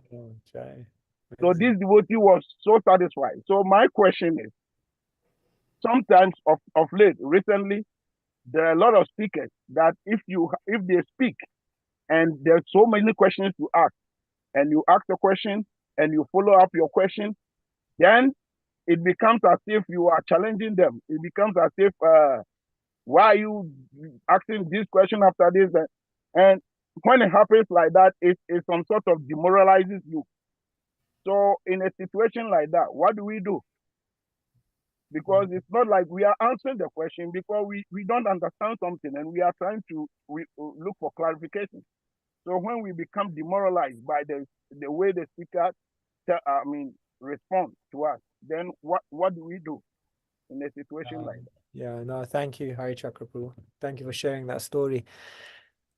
All our shastras are questions and answers, right? All of our questions are dialogues. When we do question and answers, that's when the deepest truths of bhakti come out, So definitely, even Srila Prabhupada, after every class, he left time for questions and answers. Even Srila Prabhupada would debate with his disciples, and he would want to be challenged by them. So definitely, questions and answers are so much a part of our tradition. I think we can just sometimes reflect on when we're asking questions. Of course, Srila Prabhupada, he gives the criteria, if I remember correctly, in 434 of the Bhagavad Gita. I don't know, maybe Sada Prabhu, you can have a look and see if you can find it. I think Srila Prabhupada gives the kind of the mood. Mood, yeah. He says that you shouldn't ask useless things. He says you shouldn't, is it 434 or is it in a different, maybe just have a look. I think if you look in the purport, yes. He said you shouldn't ask useless things. You shouldn't ask in a challenging mood. Yeah, it's 434, Maharaj, you say. Is it there? Yes, Maharaj. Yeah. This is, yeah, there was another one I was thinking of, another purport where it explained.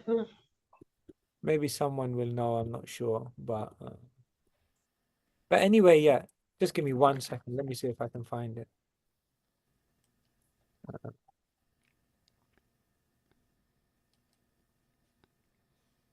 Okay, yeah, somehow I can't find it now. But yeah, what we have to just make sure, Hari Chakrapu, is that we just do it in the right mood. Oftentimes, it's not the fact that we're asking a question which is sometimes disturbing to a speaker. Sometimes they may feel the mood of it or the challenging spirit behind it. That maybe triggers something within them. So if we inquire humbly, and with a mood of being open, without a challenging spirit, and it's appropriate and relevant to the discussion at hand, I don't think speakers will generally have a problem with that, but it's those inquiries. Remember, like when the sages asked Sutta those questions, Sutta Goswami, he was like ecstatic. He was like, these questions are amazing because they're giving me an opportunity to reveal deeper and deeper things. So a question is like a key, because what that question does is it unlocks the potential for a deeper truth to come to the surface. But it's just that the question has to be relevant.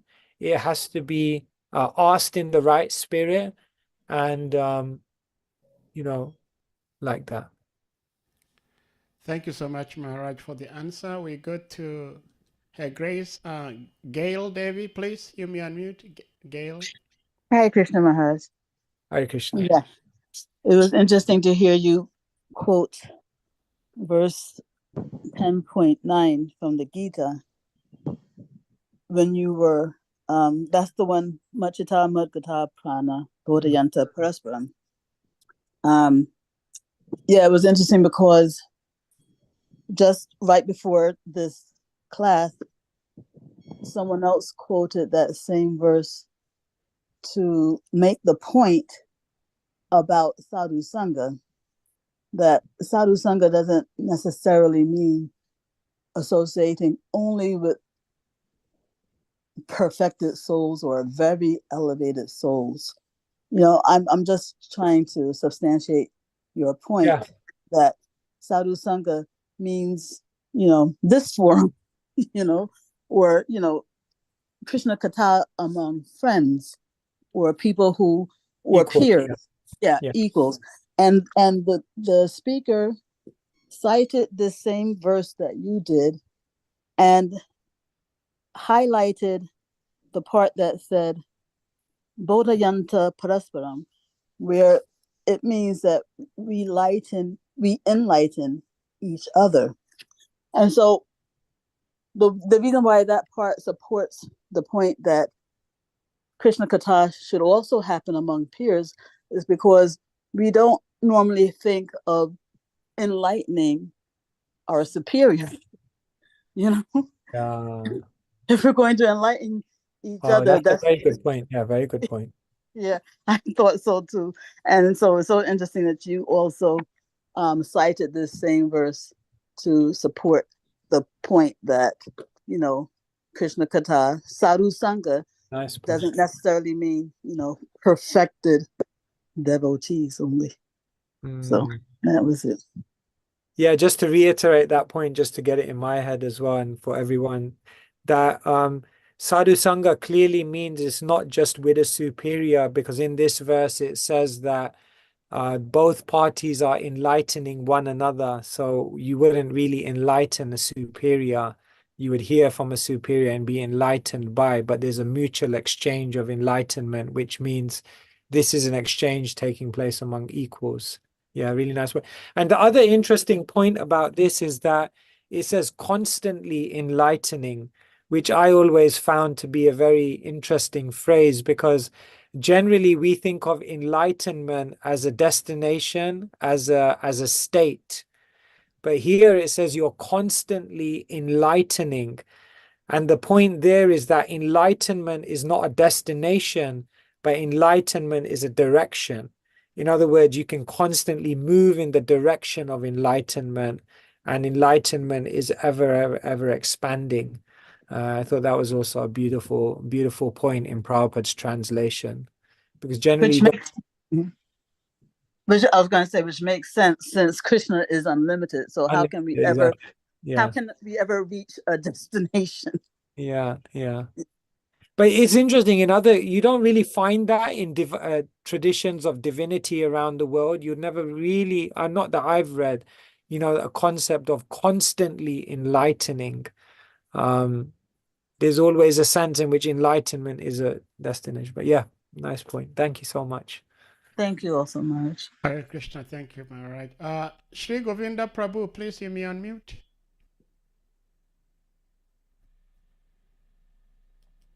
Hare Krishna Maharaj, please accept my respectful obeisances. Our glories to you, our glories to Srila Prabhupada, and our glories to your service.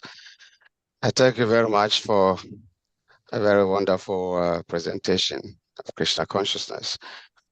Maharaj, I have two questions, but my first question is, I will deviate a little bit from the trend of the discussion today. The question I have is that the other Prabhu, potential proper disciple, was speaking about you, your level of understanding consciousness is not just, from this lifetime. It's a carryover from the previous lives. And so the question I had was, when we are coming in this lifetime, do we get bodies from our the immediate previous life, or the other lifetimes also, before that, all put into account to prepare the body we are to appear with in this lifetime? Yeah, good question. Thank you, Prabhu. It seems as though what our situation now is a combination not just of the immediate previous life, but because of many, many lifetimes before. For example, we have this story of Dhritarashtra, and we know that all of his sons died. So later on, they asked, like, why did you have to go through that? And they said, so many lives ago, I think it was 100 lives before or something, he had committed some offense. And therefore, he had to also experience 100 of his sons dying. So then the question was asked, why did you have to wait so many lifetimes? So then the answer was given that you needed all of those lifetimes to build up the pious credit to get that many sons first. And then once you built up the pious credit to have that many sons, then you had the sons, and then you could experience the reaction from hundreds of lifetimes ago. So the point is that whatever we're going through now is not just from the immediate previous life. There's influences and things from multiple lives that we have to deal with. Yeah. Wonderful. If someone knows Wow. I don't know, Sahadev, if you can pick out a reference for that story from Mahabharata, because I probably didn't say it completely accurate, but yeah, but that story basically tells us that it's not just your previous life, it's many effects of many lives. So then, Maharaj, this will lead me to my next question. If that is the case, then the living entities have to suffer the results of their activities when he quit this body. He has to go to Yamaraj, and he has to face the necessary discipline as to the reaction of his work. So does this discipline destroys the activities of the individual, such an individual souls?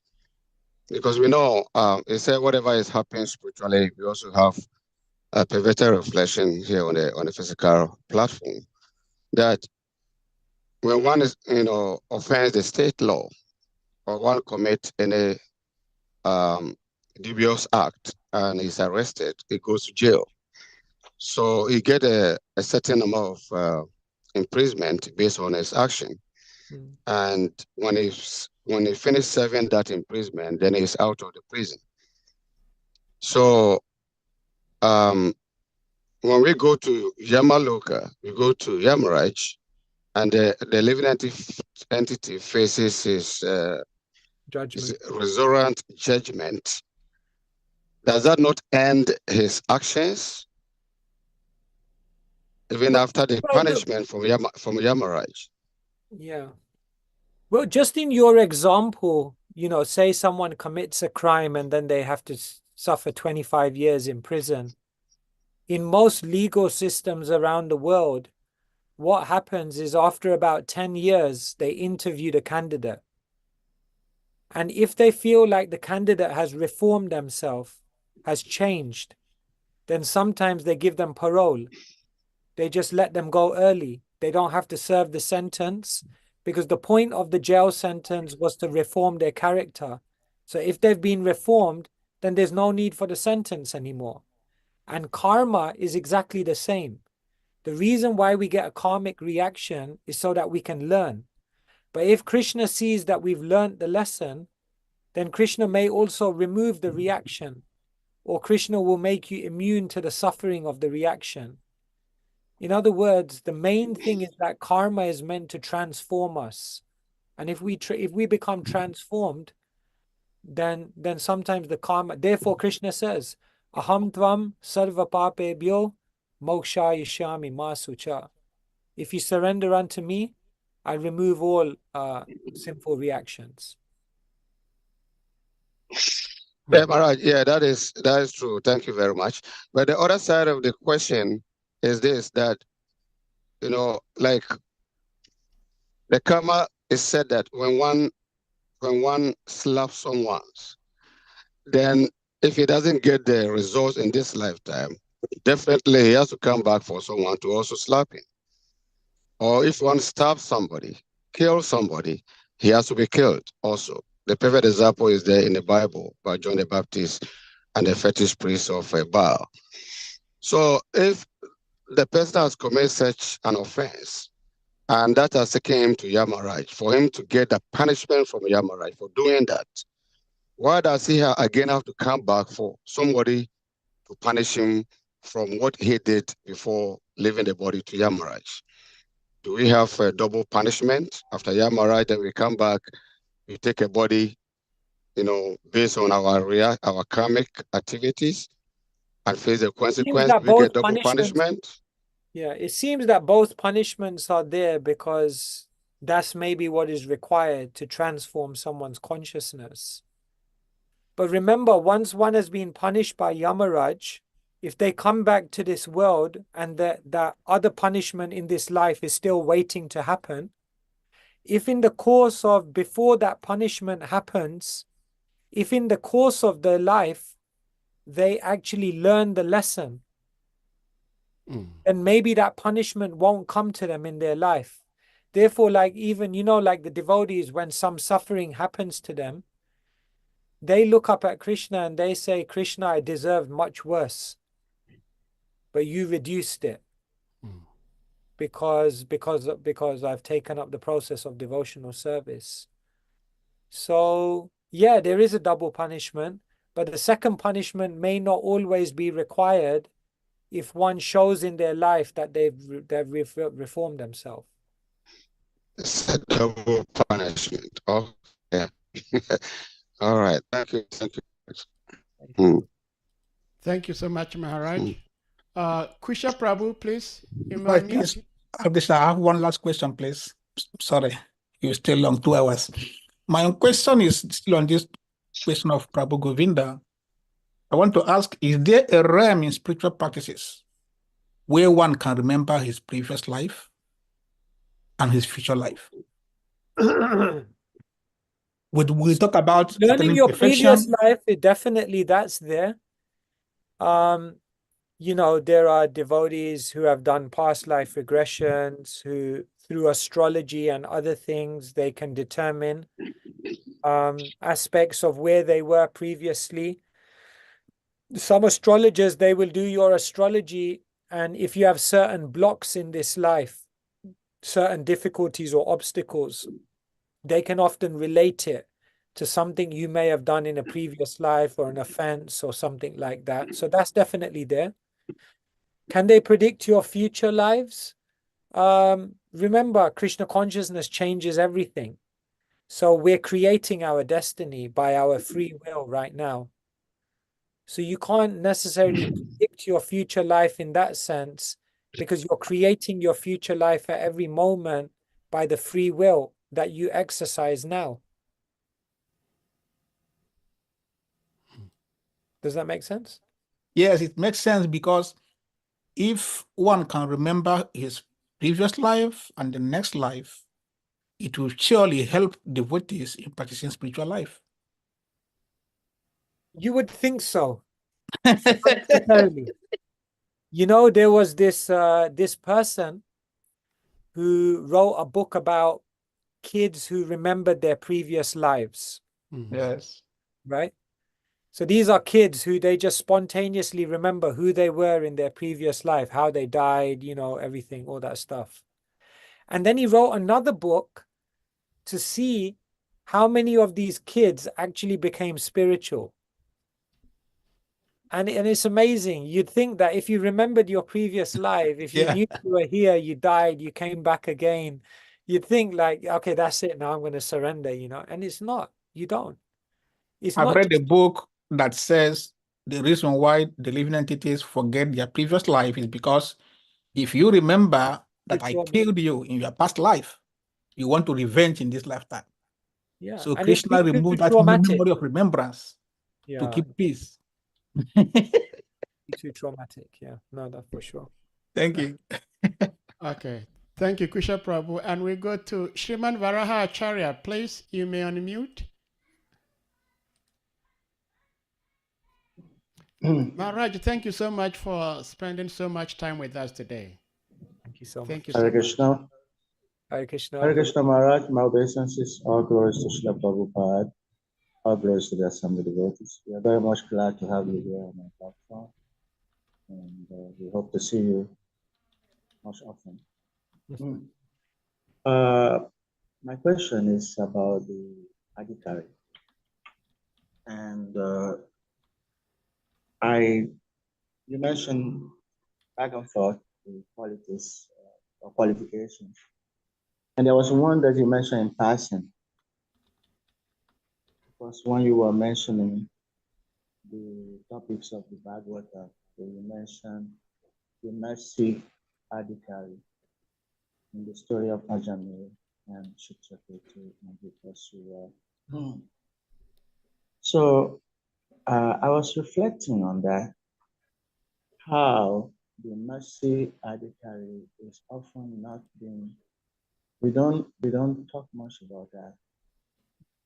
But Lord Chaitanya actually emphasized that in his pastime with Haridas Thakur and Nityananda Prabhu when they went on Sankirtan, and they could not find anyone qualified. And he said, in this age, nobody is qualified. Qualified or unqualified, everybody should come. So I think that if the speakers, there are cases where the speakers may have to deal directly with some qualification because the people, you know, because of their eagerness and all that. But then Kali Yuga, such a place, time that the mercy Adhikari is actually what most people need. And because we do not emphasize this, many people come and they really find that they are not, that Krishna consciousness is not for them. Because we are on the high pedestal of qualifications. But, you know, so anyway, I don't want to make it a talk. I just say contribution and the comments that this Adhikari of mercy, the more we get that from speakers, the more people get absorbed and willing to surrender and to hear more. But that mercy Adhikari is not being emphasized and it's missing most of the time. That's my one. Yeah, it is a beautiful point, actually. In this beautiful song Srila Prabhupada gave us, then he says, Patita Pavana Hetu Tavayavatar Mosama Patita Prabhu Napai Bear. That Mahaprabhu has come to deliver the most fallen. And then Narottam, he says, Mosama Patita Prabhu, I am the most fallen. I have no qualification. I have nothing. Therefore, my claim is the first. And so the idea definitely in Kali Yuga is we have no qualification. We are very, very fallen. We're very, very low. And when we come to that realization, then that realization of our fallen nature opens up us for the mercy, which ultimately gives us the greatest adhikar because we get the mercy. So that's such a beautiful point. I really appreciate it. And just to add something to that, Srila Prabhupada also gave us the concept of Kanista Adhikari, Madhyam Adhikari, and Uttam Adhikari.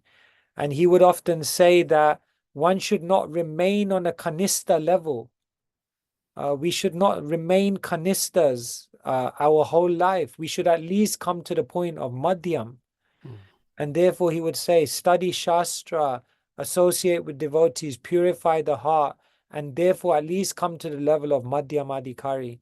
So we also see that Srila Prabhupada was also encouraging and teaching and nurturing the devotees that at least they must come to the level of Madhyam Adhikari. And therefore, just along with that understanding one is fallen and one is reliant upon mercy, which is the very foundation of Mahaprabhu's movement, simultaneously with that, there is also the conscientious and deliberate endeavor of the devotee to try to rise above being a Kanista Adhikari or a neophyte devotee and actually increase their qualification to absorb more. So yeah, both things, I think. Thank you. Thank you so much, Mara. Sarvatma Prabhu, please, you may unmute. Thank you, Prabhu. Thank you, Maharaj. I would like to go back for a moment, at least, to the previous life and punishment.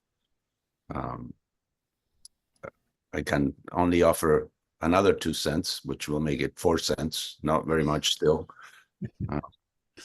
The idea of remembering our previous lives, it may sound mystical or romantic to some, but seems like counter-indicated, as if we, at the time of death, we have so many attachments, we have so many vicissitudes and adventures and things that we are attached to, that if we get to remember 10,000 families and 100,000 attachments and 1 million problems at the time of death, there will be no getting out of this world. Nobody will be unscathed.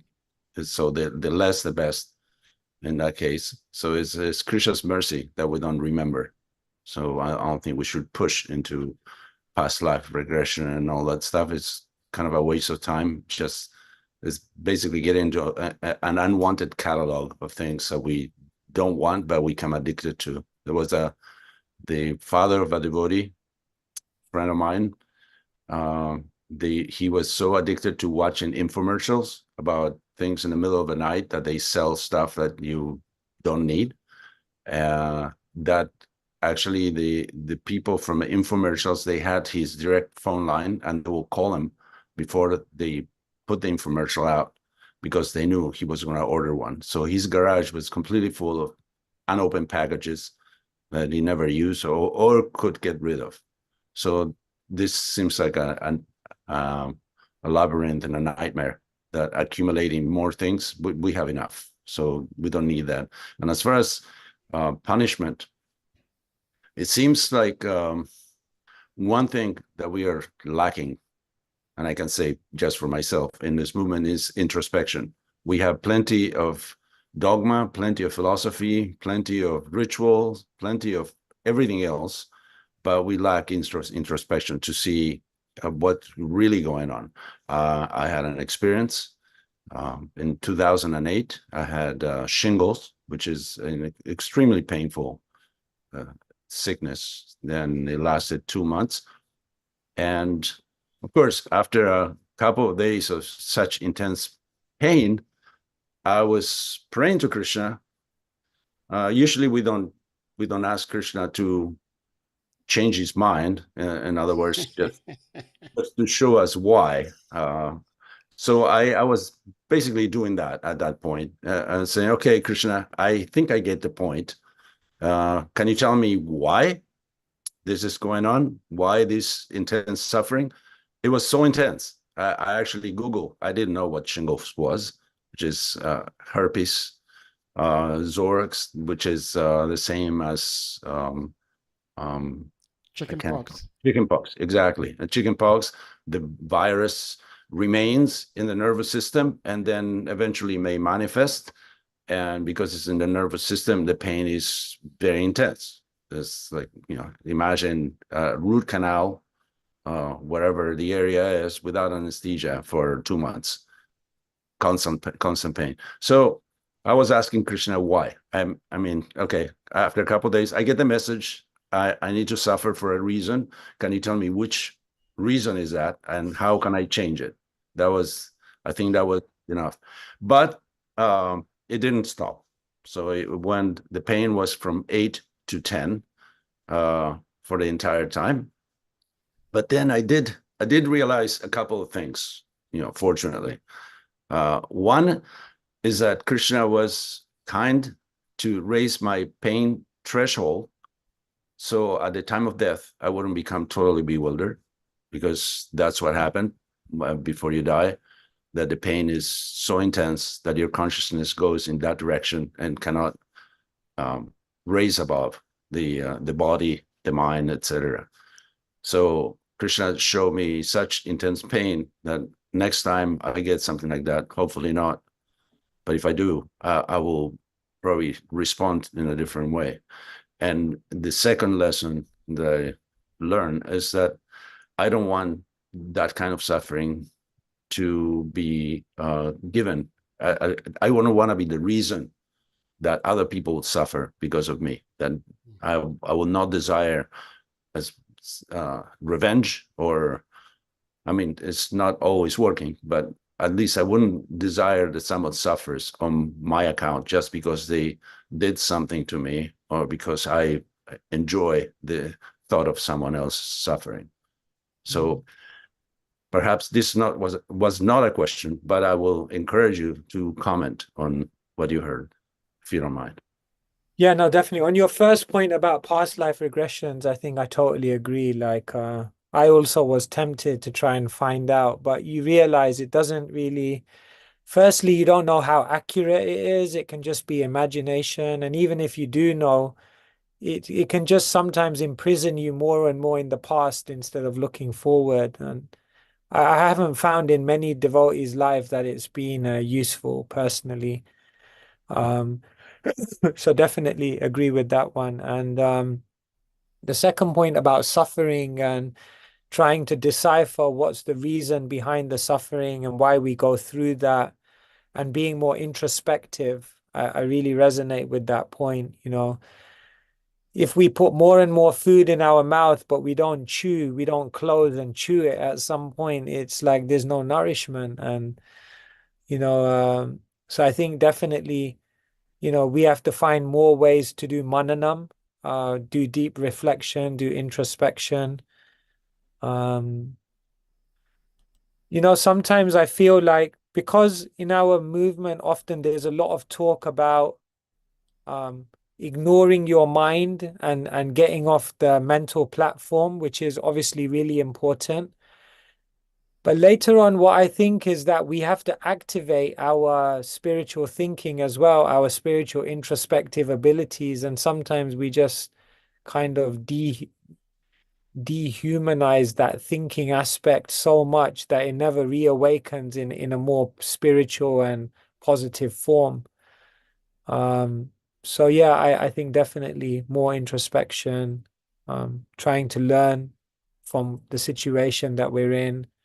Yeah, these are all such important aspects of growing in Krishna consciousness. Yeah, some thoughts. Yeah.